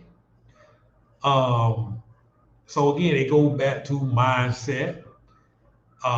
It goes back to perspective. I believe. I hear these dogs barking. It don't bother me no more, but I was trying to think if my trash was outside, because trash folks come today, pick up the trash. And the only time I hear these dogs, it's like all the dogs in the neighborhood, they must have some kind of signal going.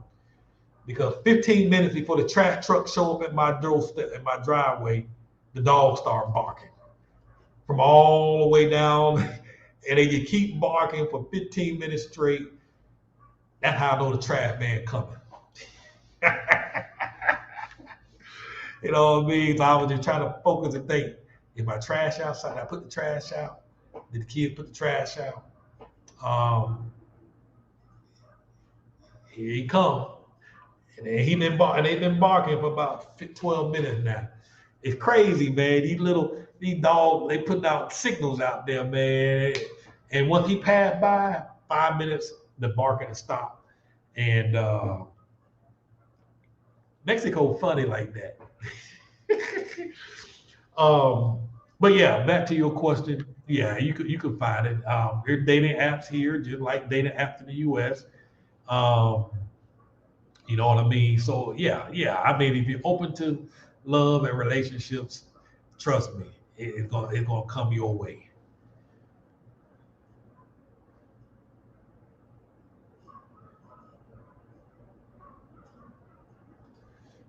So yeah, yes, very good and much cheaper than renting from pages dedicated to expats. I found a huge place with a 40-foot pool and a 3/4 acre lot, fully walled in for less than $250 US. See, I'm glad because see, when I say this stuff over and over again, I might get immune to hearing me saying it, but when you hear other folks saying it, it's insane. She 40-foot pool on 3/4 of an acre, $250 US. $250 US. Where are you gonna find that at? What other part of the world will you find that?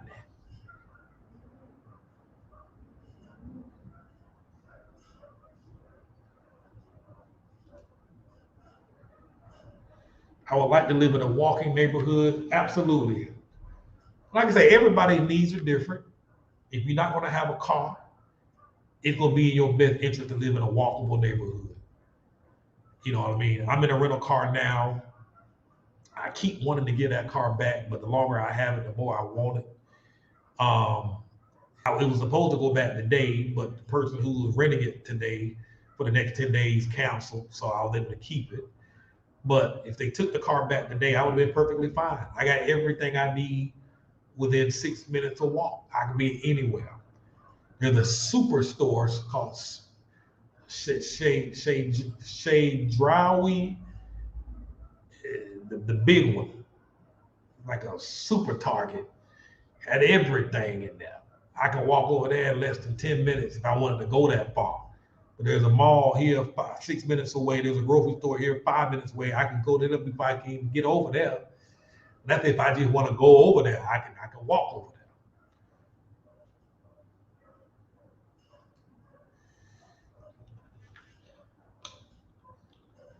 Welcome, welcome, welcome.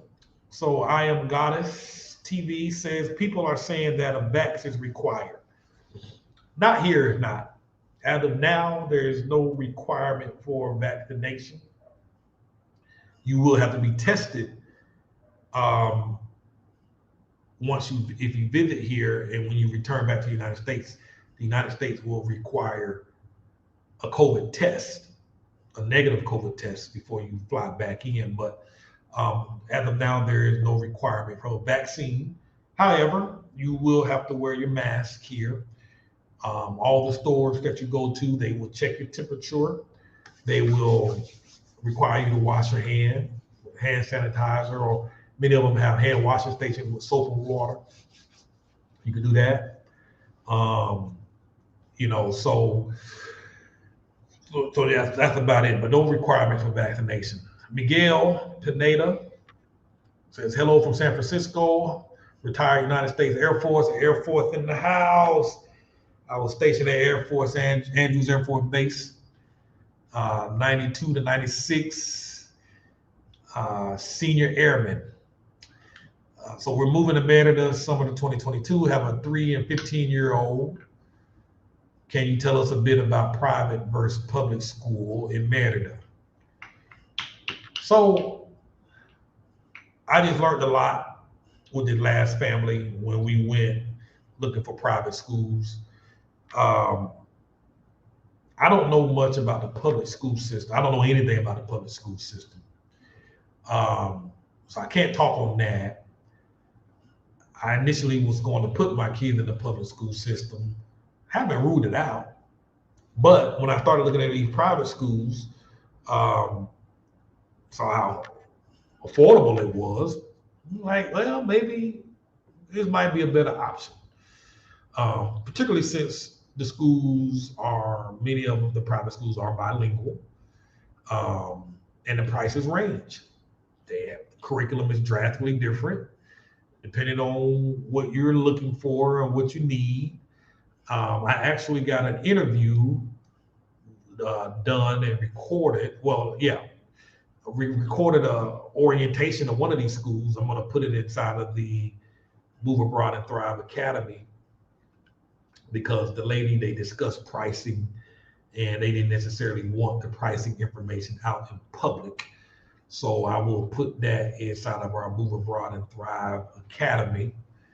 And for those of you all who would like to join that academy, there's a link in the chat that I just posted. But private schools range anywhere from, I've seen them for as little as about $150, $195 a month per student, to as much as about $500 a month. The ones in the middle of the road, around 300 and some change a month, immaculate. Great programs, well-known curriculums that they follow, bilingual, staff is bilingual. So I'm gonna be posting that video inside the academy as well. I'm gonna list all of the private schools, and I'll list the private schools on the outside of the site at some point, but I'll definitely have them on the inside. They have options. You have many options. So again, I don't know about the private school, but I mean about the public school, but I am impressed with the public schools from what I've seen so far. State of the art. one of the schools, I can't remember the name off the top of my head right now, they're building a second phase where they will be adding a high school on to it next year. So this particular school goes up to 6th grade currently, but there's others that go all the way to 12th grade, K through 12. So you have options. And I was impressed with the curriculum that they follow. Some of the classes kids can take is robotics. One of the schools have a brand new humongous swimming pool. Teach the kids how to swim. They have robotics classes. They have language classes where they're teaching, in this case here, your kids will learn Spanish. As some of the kids there want to learn English, some of the local, because the local kids go there as well. So it's almost like an international school because you have both the locals as well as the locals that can afford to go to private school, as well as many of expats. And keep in mind, it's not only Americans that are here. You have folks from Canada, you have folks from Australia, you have folks from France, you have folks from Germany, you have folks from all over the globe. And these kids are all going to school at these private schools, and they're small. I think the school that we was at, I think the maximum classroom size is up to 14 students. That's where they cap it at. You know what I mean? They use the computers, they use the monitors, they use the touchscreen technology, virtual reality technology. They blew my mind. So when I started looking at that, that's when I was like, maybe public school for the cost, might well just pay for this. You know, so yeah.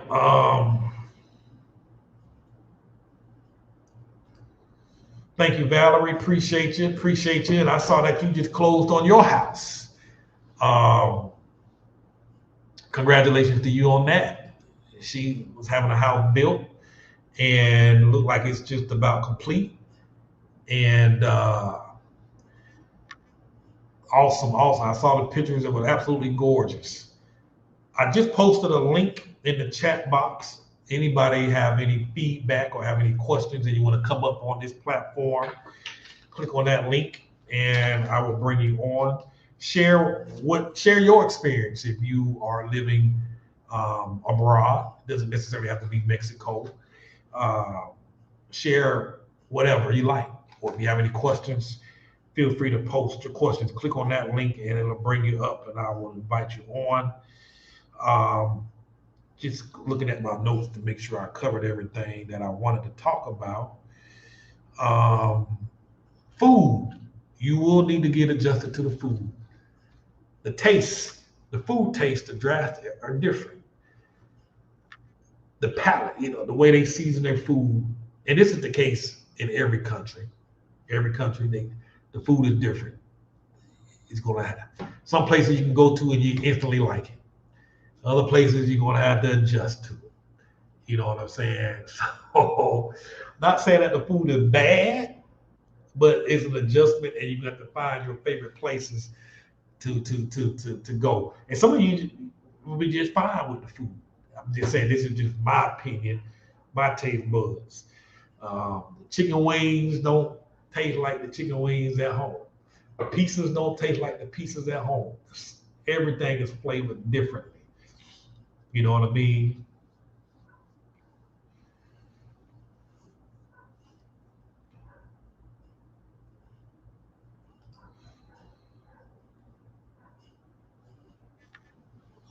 No airline based in the U.S. allows ESA anymore, only SD, and then you have to go through a process. I fly regularly in and out of the U.S. with my anaphylaxis alert service dog.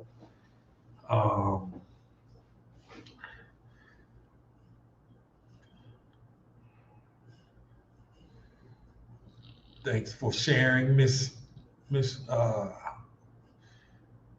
Bernie.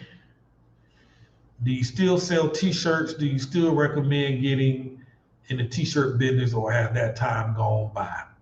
So a lot of folks ask this question. And I'm gonna post a link to my website for any of y'all interested in possibly starting a t-shirt business. So here's the deal on that. And I'm gonna post another link here. If y'all have questions or want to come up on the platform and share your experiences, by all means, click on that link. It'll bring you up and it'll invite you into it. Right now, I personally don't sell shirts anymore. I sold my company.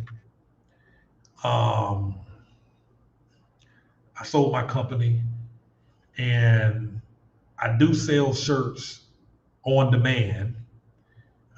Meaning on demand, I no longer press them, package them up, and ship them. These fulfillment companies will package them up and ship them directly to your customer on your behalf. So that's what I do now. Now it's still an excellent time to get into the t-shirt business, because the crazier folks get, and I say folks, I'm talking to everybody. Folks that just done lost their mind as it relates to politics, elections, Trump in office, Biden in office, this vaccination thing, whether you anti-vaxxer or not anti-vaxxer, folks done lost their damn mind. And as long as folks is losing their mind, how you doing, Mr. Ross? How you doing, Cortez? As long as folks lose their mind and continue to lose their mind, there will always be a market to sell some shirts, because everybody has an opinion, and you can put that opinion on a shirt and folk will buy that stuff. Like right now, let's go Brandon is a phrase that apparently, I think Biden had went somewhere. I don't know the whole story, so correct me if I'm wrong. Biden had went somewhere and to a NASCAR or race car event, and I guess they thought that he was saying, thought the crowd was chanting, and I think they were saying F Joe Biden, F-U-C-K Joe Biden. And then somebody misunderstood and thought they were saying, let's go Brandon, who was a race car racer in the race. And so now they made that phrase. So now that phrase is taking on a new meaning. So now when somebody say, let's go Biden, it's a joke that basically says F Joe Biden. And so apparently, making it even worse is President Biden and his wife was on the news, on TV. I guess they were talking to kids, wishing kids a Merry Christmas. And the kids get to talk to the president. And then at the end, when the kid was done, the dad got on the phone and said, well, thank you. Let's go, Brandon. In other words, saying F Joe Biden, like a slur. So saying that to say, I have a popular shirt that's selling by the tens of thousands right now. So if you are on it, you can make a fortune selling t-shirts. That's one of the ways we made money, selling shirts. Whatever was happening in the media, we made shirts around it. And that's how we made a ton of money. When Martha Stewart went to prison, we made shirts around that. When Michael Jackson died, we made shirts around that. When Michael Vick got caught up with the dog fighting charges, and they convicted him, sent him to prison, we made shirts that basically said "Sack Michael Vick," and it was a shirt of a dog with a football helmet on and football gear on, sacking Michael Vick. We were selling maybe about $4,000 or $5,000 worth of t-shirts per day of that, because that was a very passionate topic. One thing you don't do is mess with dogs, and folks is passionate about that. And we made shirts around that, made a ton of money. So when people ask me, is there still money in the t-shirt business? Do you still recommend it? Absolutely, yes. because there is always some clowns doing something every single day of the week that you can profit from, literally. So yeah, run at it. I put the link to the site in the bottom. So in response to, let's see, that being said, if you have an ESA dog, this is back to dogs, and a psychiatric diagnosis, it's possible with adequate training to have it considered a service dog, but it must be properly trained. You will still need a letter from your psychiatrist. And Mose responds, that's why I suggested Aeromexico, which is another airline in Mexico that also flies outside of that flies from the US into Mexico as well.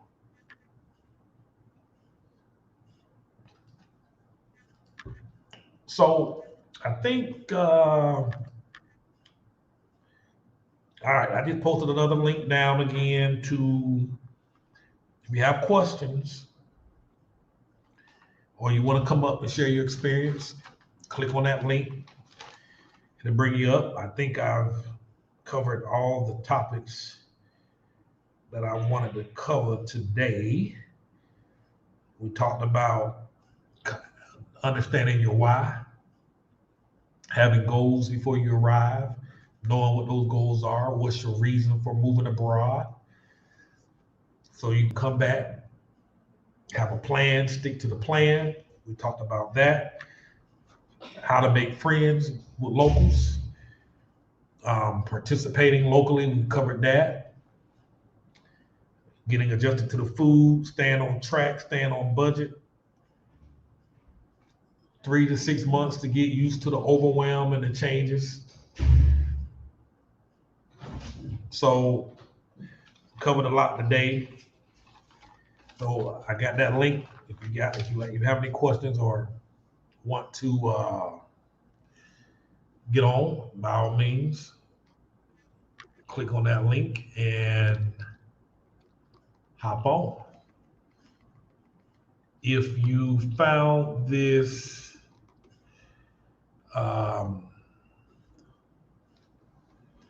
if you found our content helpful,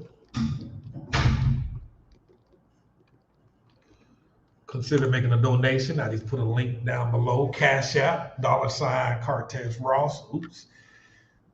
Let me delete that. I put the wrong one.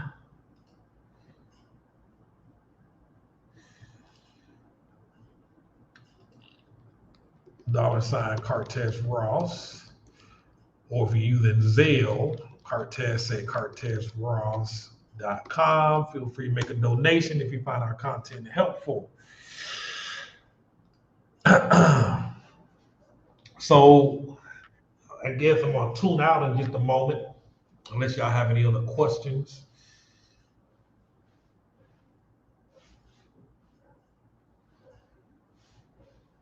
What are you up to, Cartez? What are you doing? It's about what, 11:30 in Atlanta?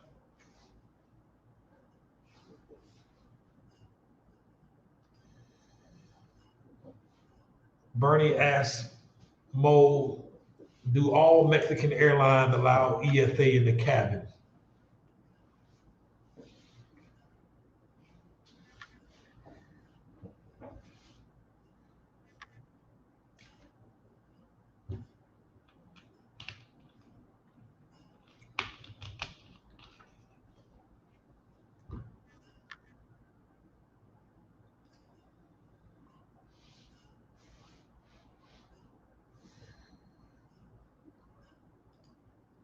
Mo says some do, depends on the size.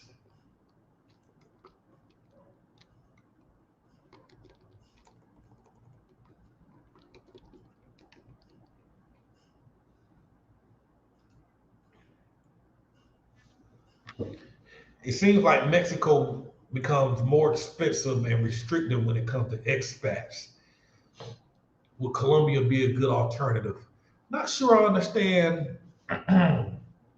what you mean.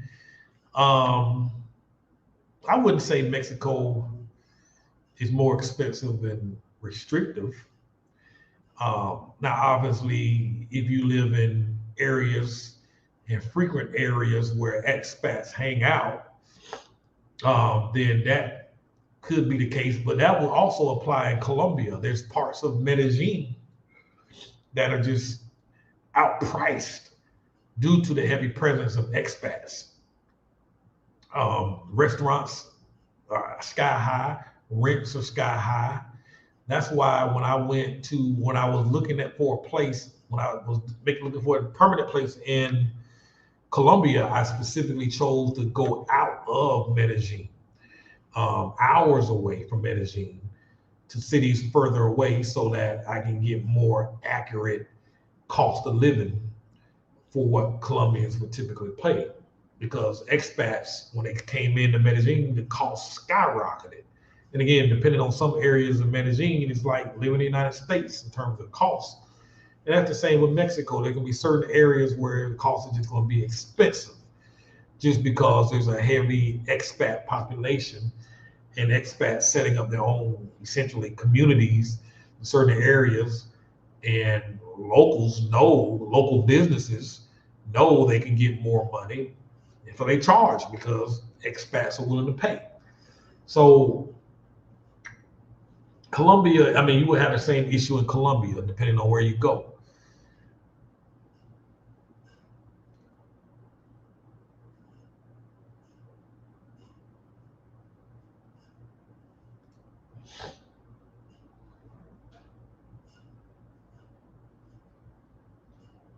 So for school, Jared asks, so we homeschool now. However, when this winter break is over, this Christmas break is over, I'm looking at putting them in school locally because of my goals are changing or shifting. I want them to become super fluent in Spanish. That's at least one thing. Before we get up out of here these next 4 years, I want them to be fluent as a second language naturally. And the only way to do that will be to go to school. Plus, I have no idea where they're going to choose to go to college. They may choose to go to college here. They may choose to go to college back in the United States. They may choose to go to college in Spain or some other Latin American country, Colombia, Argentina, I don't know.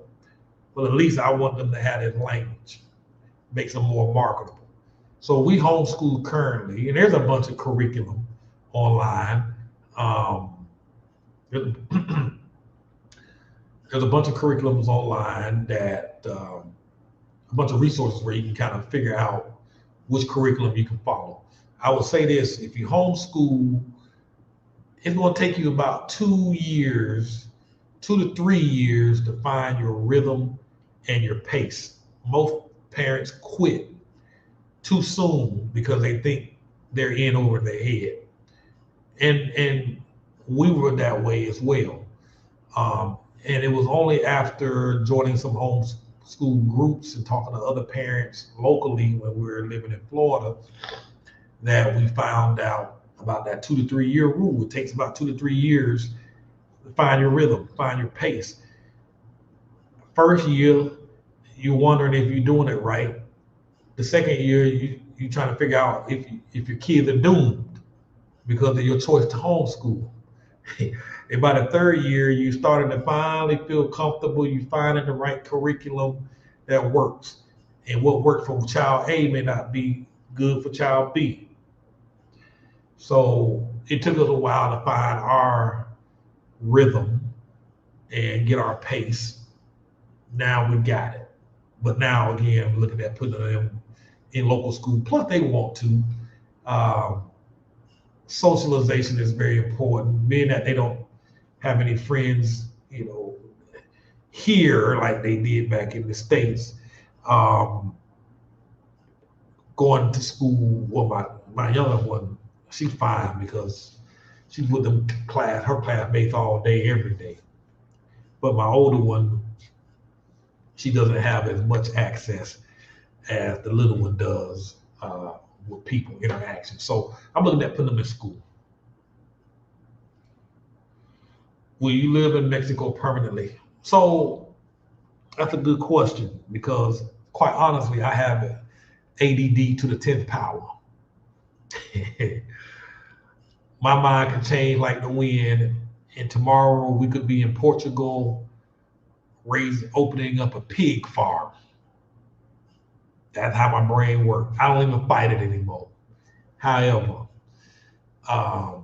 and so long as my daughter is interested in this ballet, which looks like she has a promising future in it, believe she can get a scholarship. She wants to do this professionally, dance. Teachers have already told her she's scholarship potential. She can get into a dance school on a full ride scholarship. So she had about 4 or 5 years left of high school of schooling. Because we homeschool, we can probably graduate in about 4 years. We'll most likely be here at least that long. Or if her plans change with dance and decide she don't want to dance anymore, that opens up the door to go explore other places. For me personally, this, and I hate to say this because I know just as soon as I make a commitment, I know how my brain works. I'll be out of here as quick as I got here. Not that I'm running from anything, but I like to explore. But in this case, I always pretty much told the kids where they start school at, particularly high school, will stay there until they finish. So it really depends on where they're at in this regard. Right now we homeschool, but if we put them in school, probably gonna sit tight. I do and can see myself living here permanently, or at least this will be a home base. Part of my short-term strategy is to buy a house in the next 3 to 5 years, pay out cash, pay it off, totally done, no mortgage. And the longer I'm here, it's looking like this is probably be the place where I'll make that purchase. Ironically, I was looking at some houses the other day. They got some brand new houses, $35,000. I think it only had like 2 bedrooms. I can't remember. I look at so many houses, they all start to run in. $35,000. Probably paid out off in 1 year. You see what I'm saying? Now, obviously, it ain't no 4-bedroom house. It's a small house, 2-bedroom house. Kids will be gone in 4 years. So I don't need no big house. It's just gonna be me. 35,000. Listen, I'm a high risk taker. I take extremely high risk. I have a high tolerance for risk and a high tolerance for loss. So part of my short-term strategy is to get that house in 3 to 5 years paid off. So that way, no matter what boneheaded decision I make 10 years from now, I will always have me a home. You got to know yourself, and you got to be honest with yourself, and you got to be true to yourself. And see, I know myself. I just need a house, a home to lay my head in. So when I'm 70 years old, 60 years old, and I done made some bad decisions, I have a house. You know what I'm saying? And so if I can pay this off in the next 1, 3, 5 years and be done and own it, I'm good. My objectives are solved, are complete. Is Progreso a suitable beach town to live in without a car? Absolutely. This family that I talked about earlier, they don't have a car. I don't know if they have plans to get a car. Uber is super cheap, depending on which part of Merida. I don't know how it is. I think Ubers are scarce, not as many of them there. However, they have these guys that ride around on bicycles where they have this little seat carriage built in where you can hop in and catch a ride. Super, super, super cheap. So there's, you can get around. Bicycle, worst case scenario, get a bicycle, but you can get anywhere in Progresso. Depending on, again, it's all about where you live in Progresso. Progresso, while it's a small, quaint beach town, you know, picking a side will determine your access to a grocery store and cost and all of that stuff.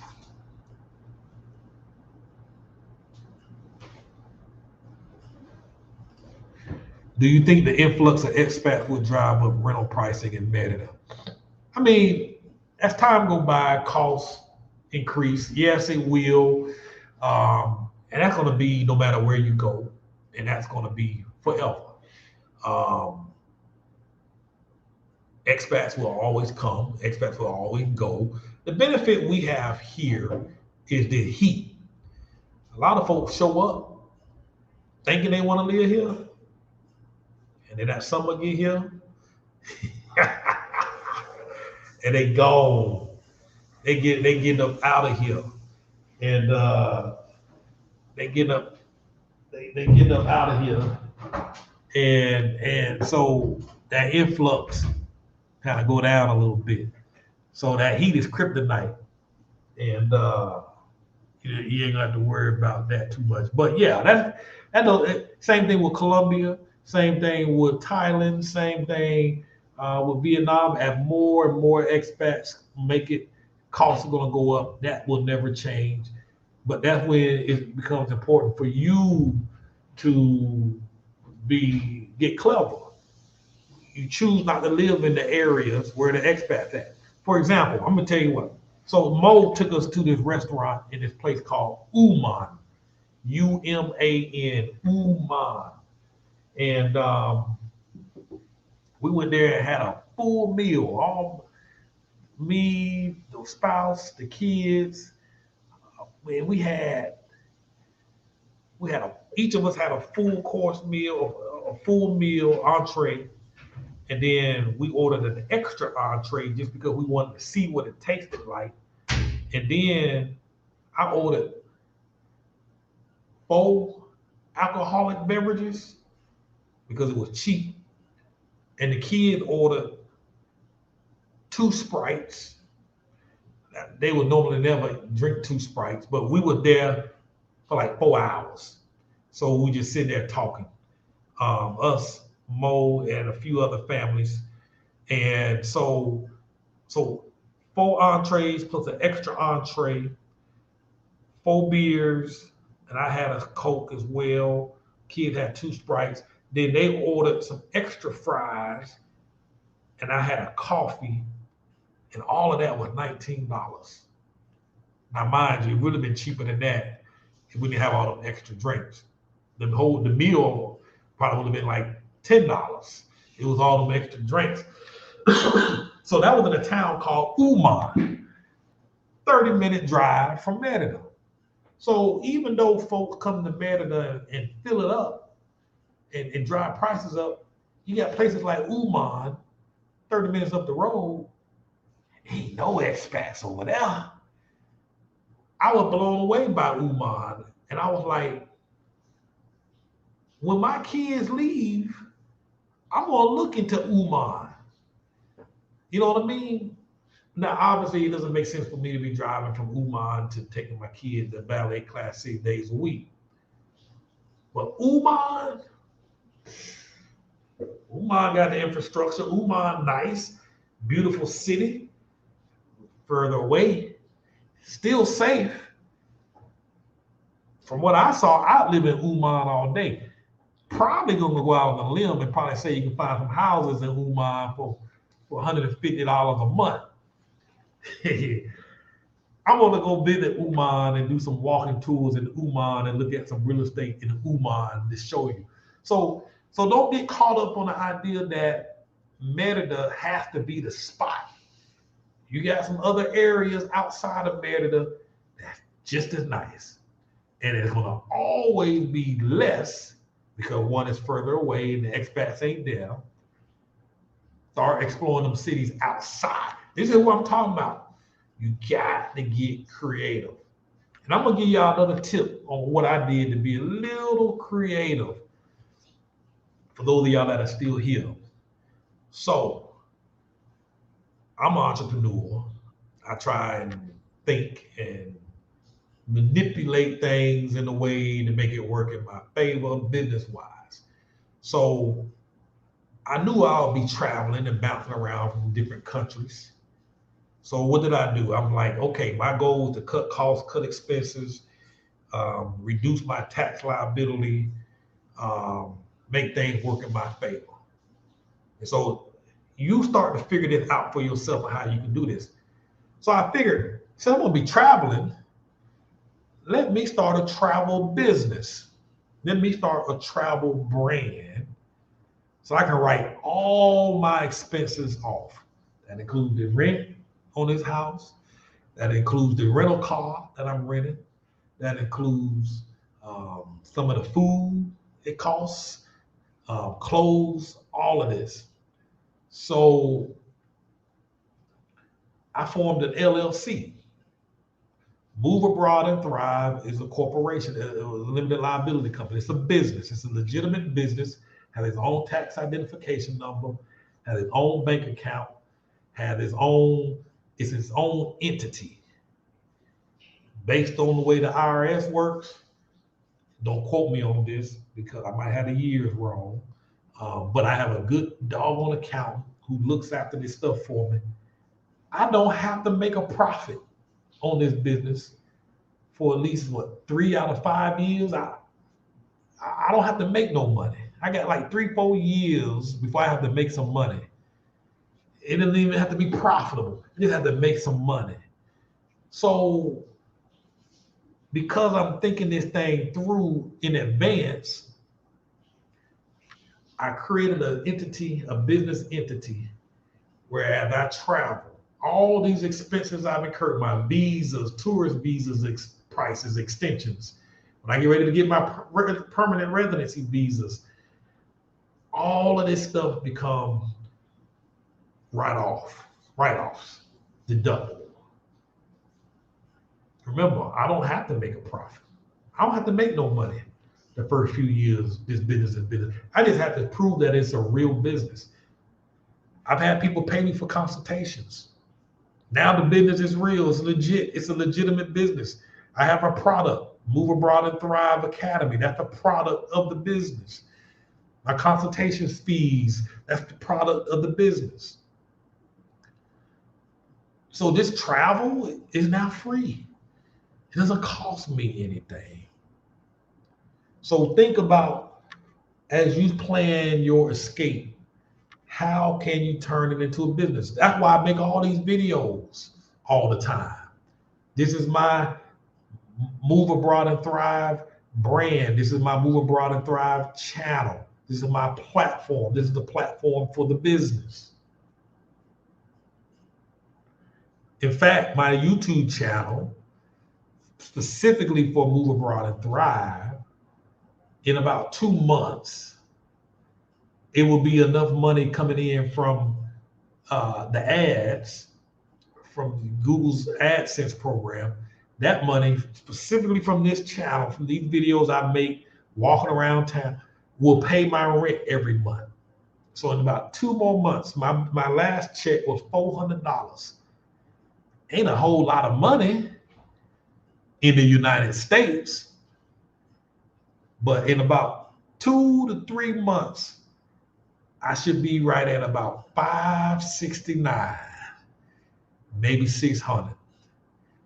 That pays my rent. It's a legitimate business. Because my rent is cheap, well, let me rephrase that, not cheap, because it's affordable, and I get more money here, and my $569 stretched further here in Mexico and Colombia and other parts of Latin America. I get to keep my YouTube channel will be paying my rent in about 2 to 3 months. I think my last deposit the other day on the 21st was $400. I know it don't sound like a lot, but that's over half my rent. By the end of the year, by the end of 2022, I should, if I wanted to keep that car, that rental car, it'll pay for that. Some folks like, man, why don't you just buy a car? Well, technically it ain't gonna be coming out of my pocket. I get to write it all off. It's a business expense.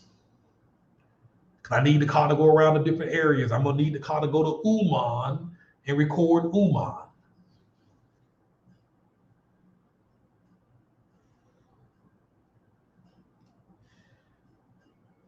How much money is the living cost per month in Mexico? Again, depends on your budget. You can find houses here for $200 a month. You can find houses here for $6,000 a month. The house I'm currently in now is running me about $569 a month. Brand spanking new house. That includes my rent. That includes them picking up my trash. The trash comes Monday, Wednesday, and Friday. That includes the water bill. The owner has high-speed fiber optics, high-speed internet. We talking about 1,000 megabytes of speed.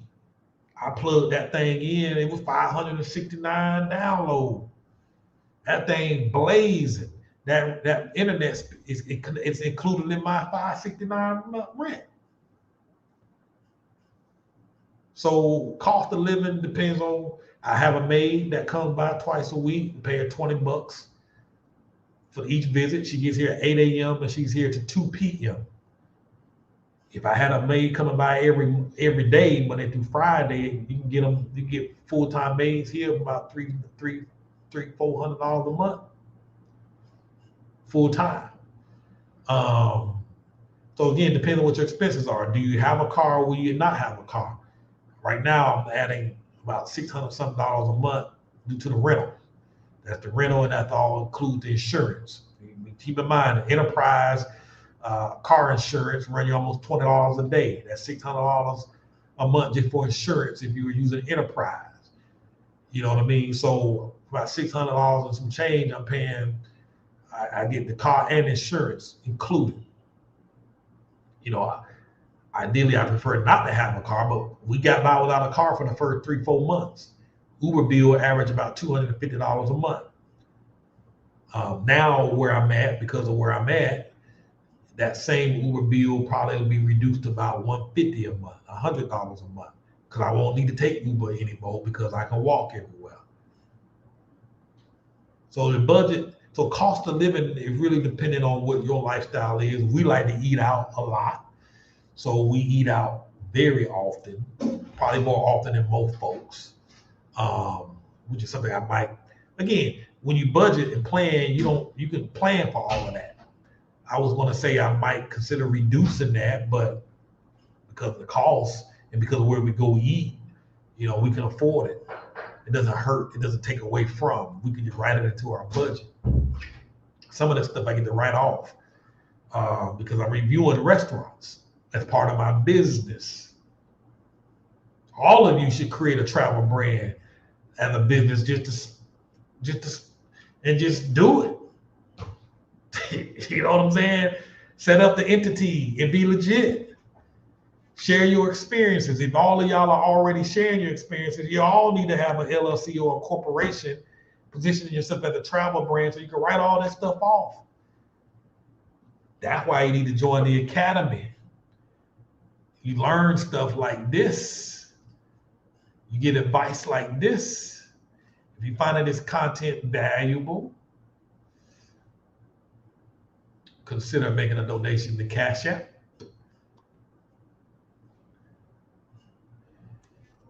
Also, I've just put a link in the chat.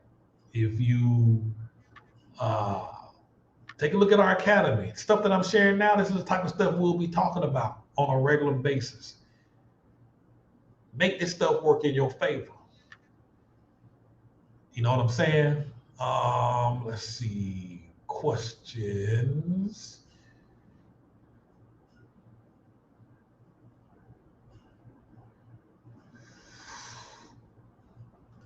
Steve says I've seen houses for 10 and 15,000. Steve, send me them links. Send me a private message on in my Facebook or post it here in the chat. I like to see some of them houses. Like I said, I just need a place to lay my head in case I make some boneheaded moves in the future. You know what I mean? I just need a home that I can draw my last breath in.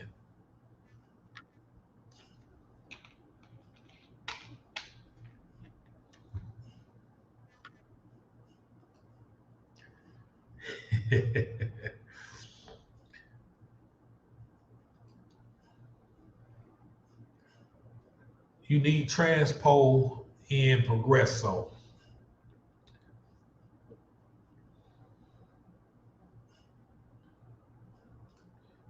Cholula, yeah, Cholula's a nice place. They got some nice Cholula. I like Cholula. That's a very beautiful place. I tried to find a place there.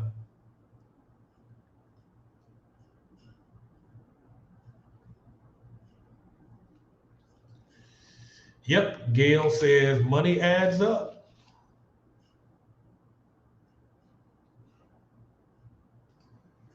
What's up, Dan? Dan, yeah, this is brother Dan.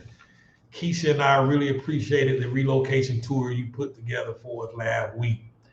I'm telling you, folks, these folks, when they had a plan, they knew what they needed, they knew what they wanted, and literally within one day, they found their dream house. The second day, they found a private school, and the third day, they was on a plane back.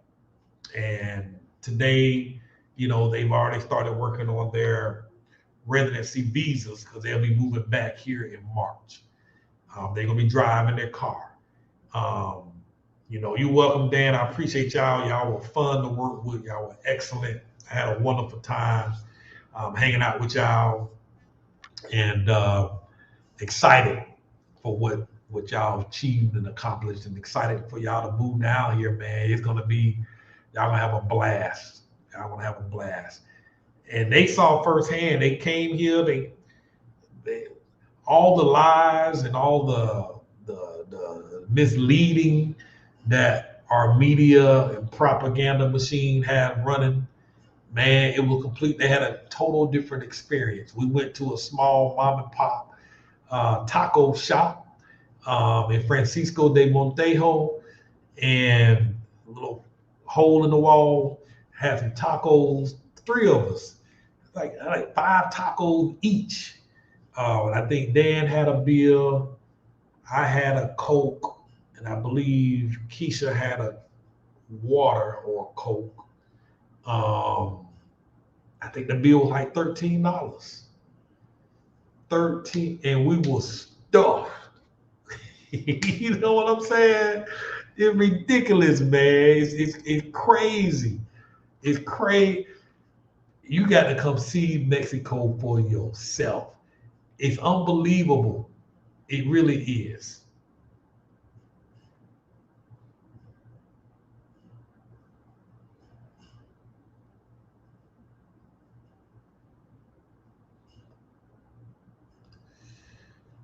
So Una asks, which would you say is better, Colombia or Mexico for retirement?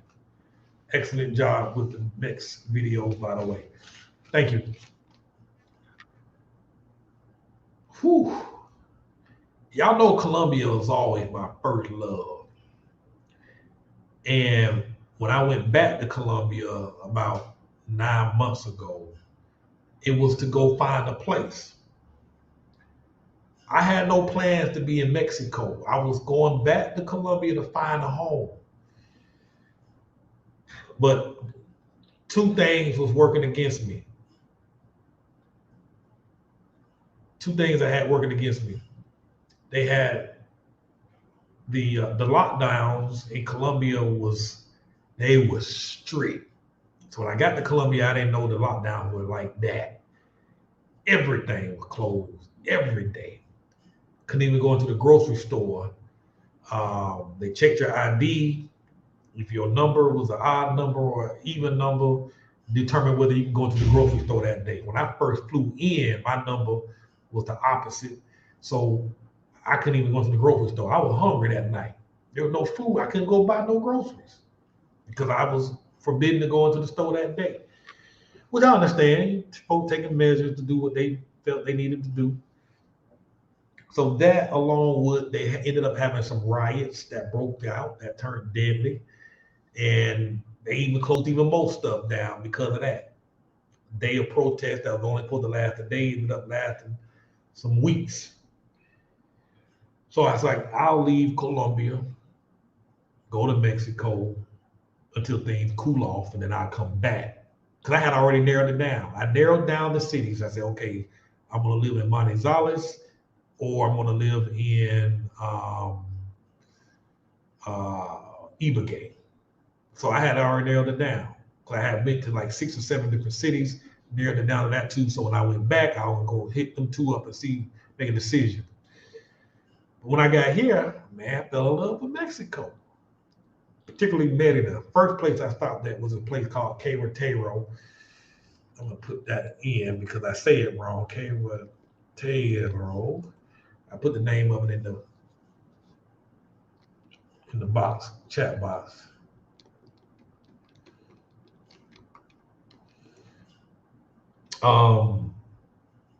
Between that place and here, Merida, fell in love with the place. Thing I like here about Mexico more so than Colombia is the fact that the safety factor here, particularly in Merida, night and day compared to Colombia. Now, I never had any concerns or fears for my safety in Colombia. However, you know, when I'm out making videos, and I've shared this story many times, when I'm out recording videos with my phone, locals will walk up to me, put that in your pocket. You setting yourself up to be robbed. Somebody gonna come and take your stuff. I'll be out on my computer, same thing. What are you doing out here with that stuff? Get your behind back in the house and put that up before you get robbed. So that was always a concern and factor. So you kind of had to kind of watch yourself, look over your back, always have to be mindful. Get that extra little stress. Here, don't even worry about that at all, night and day. So that little extra, I don't have that here. And particularly 2 little kids, if I had to pick between one or the other, I'll err on the side of safety. You know, it's just so laid back here. Plus the other factors here, English, a lot more English speakers here versus Colombia. So just some subtle things. I like it here better. I feel like I can do more stuff here versus Colombia. And I imagine you can do the same stuff in Colombia. Well, I don't know. I feel better here. It was one of the things where you'd have to come. You really got to investigate it. Don't take my word for it. You get go back to your why. Go back to what you're looking for, what you need, what you want. Me, I'm a boring guy. I don't party. I'm just lame, boring dude who is fine being secluded in the woods by himself. That's why that jail cell wasn't so bad. So in a small, sleepy town like this, it's great for me. Somebody else who need more action, probably ain't the space for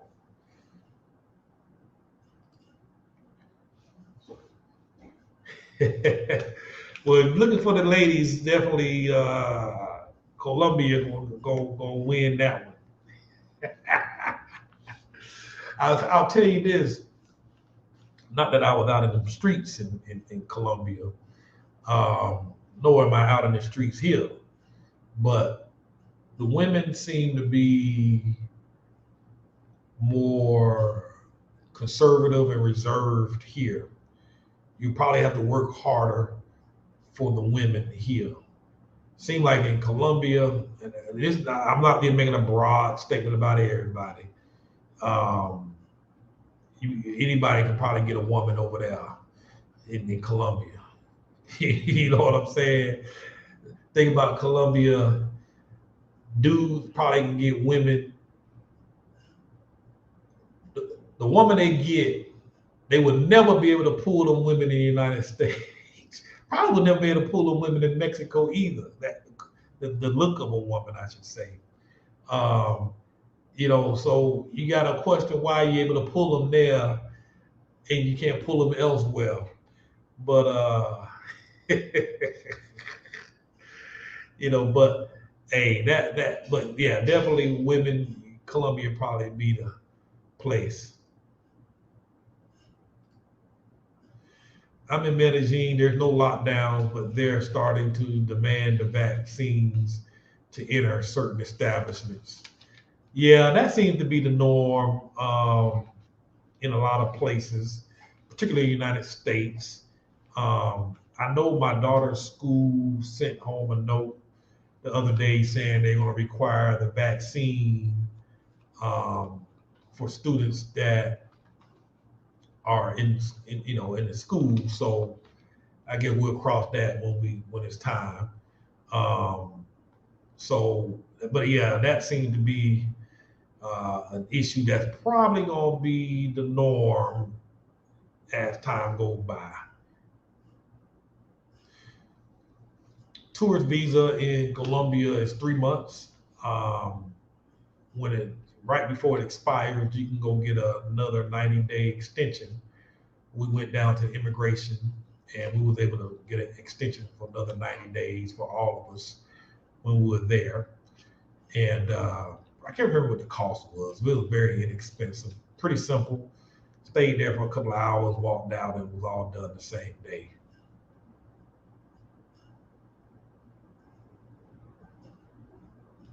So Querétaro was the only other place I've been to in Mexico. We're going to visit some other parts of Mexico in the new year. I recently went to Campeche. I had to go there to get my visa extended 6 months here. And Campeche was a beautiful, beautiful town. I didn't have a chance to get any footage there because I had to get back home. But I was impressed with Campeche. We're 3 hours away from Playa del Carmen, which is a beautiful beach town. Not a few hours away from a place called Tulum. 4 hours away from Cancun. We have a major airport here, so we can fly anywhere in Mexico. Cost is very cheap from this location. Get to Mexico City. I can't remember. I think the last time I looked, I found some tickets for well, 3 of us at the time, me and the 2 girls. I think for like $200, $250 round trip to Mexico City and back total. I don't even think it was $250. That was for everybody total. So once you get in the country, it's super cheap. You know what I mean? So yeah. Yeah, definitely check out Colombia. Manizales, Pereira, Ibagué, some places you can probably check up and see. And so that's that. Super chat. I'm fairly new to this live streaming, so I don't know what super chat is. I'm gonna play around with this platform and these tools and features probably tomorrow, just to kind of familiarize myself with this stuff. Have not always done lives. I always hated doing lives and just never done them. But I said in the new year I'm gonna do them more often, so I'm sure I'll get that figured out.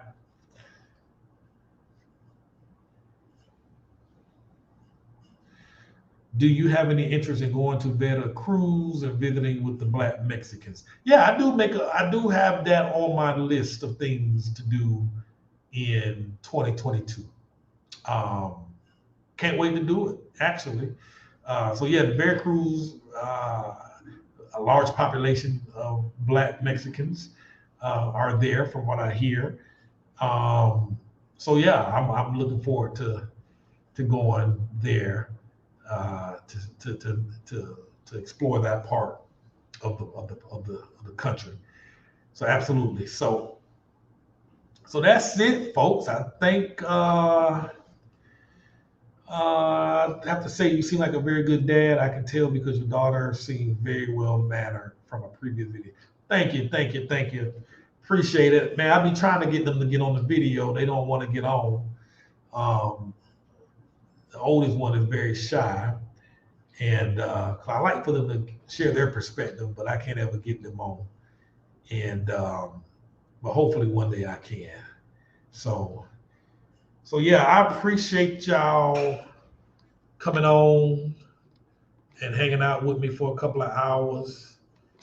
If you have found this information helpful and useful, feel free to cash out a donation to this travel channel. I will get out and do more tours, and the more donations we get, the more places we will go and tour, start hitting up tourist attractions and showing you other parts of Mexico.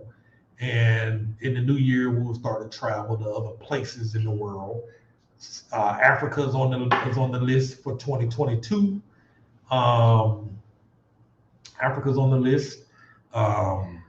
Argentina. I saw that Ace had made his way down to Argentina.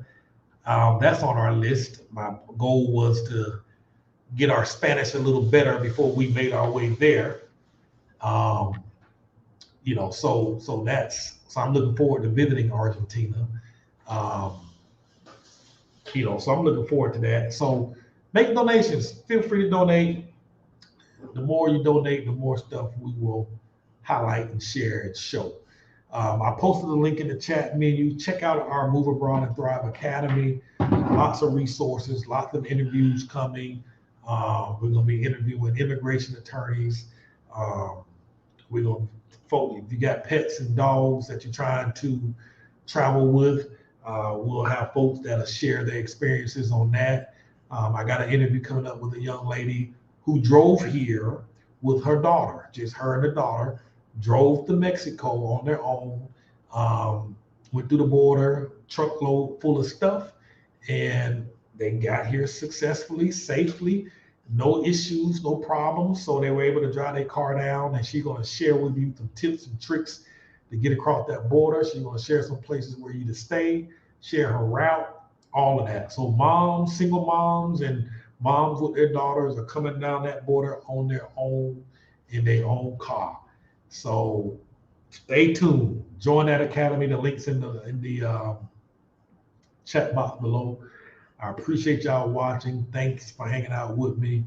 And as usual, have a wonderful and blessed day. My name is Cartex Ross with Move Abroad and Thrive. If you haven't subscribed to the YouTube channel, do that now. youtube.com/Move Abroad and Thrive. And I will put a link in the list below. So subscribe to the channel, and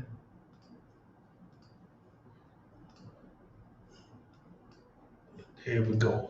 So the YouTube channel is in the link. So subscribe, and thank y'all for watching. Have a wonderful, wonderful day.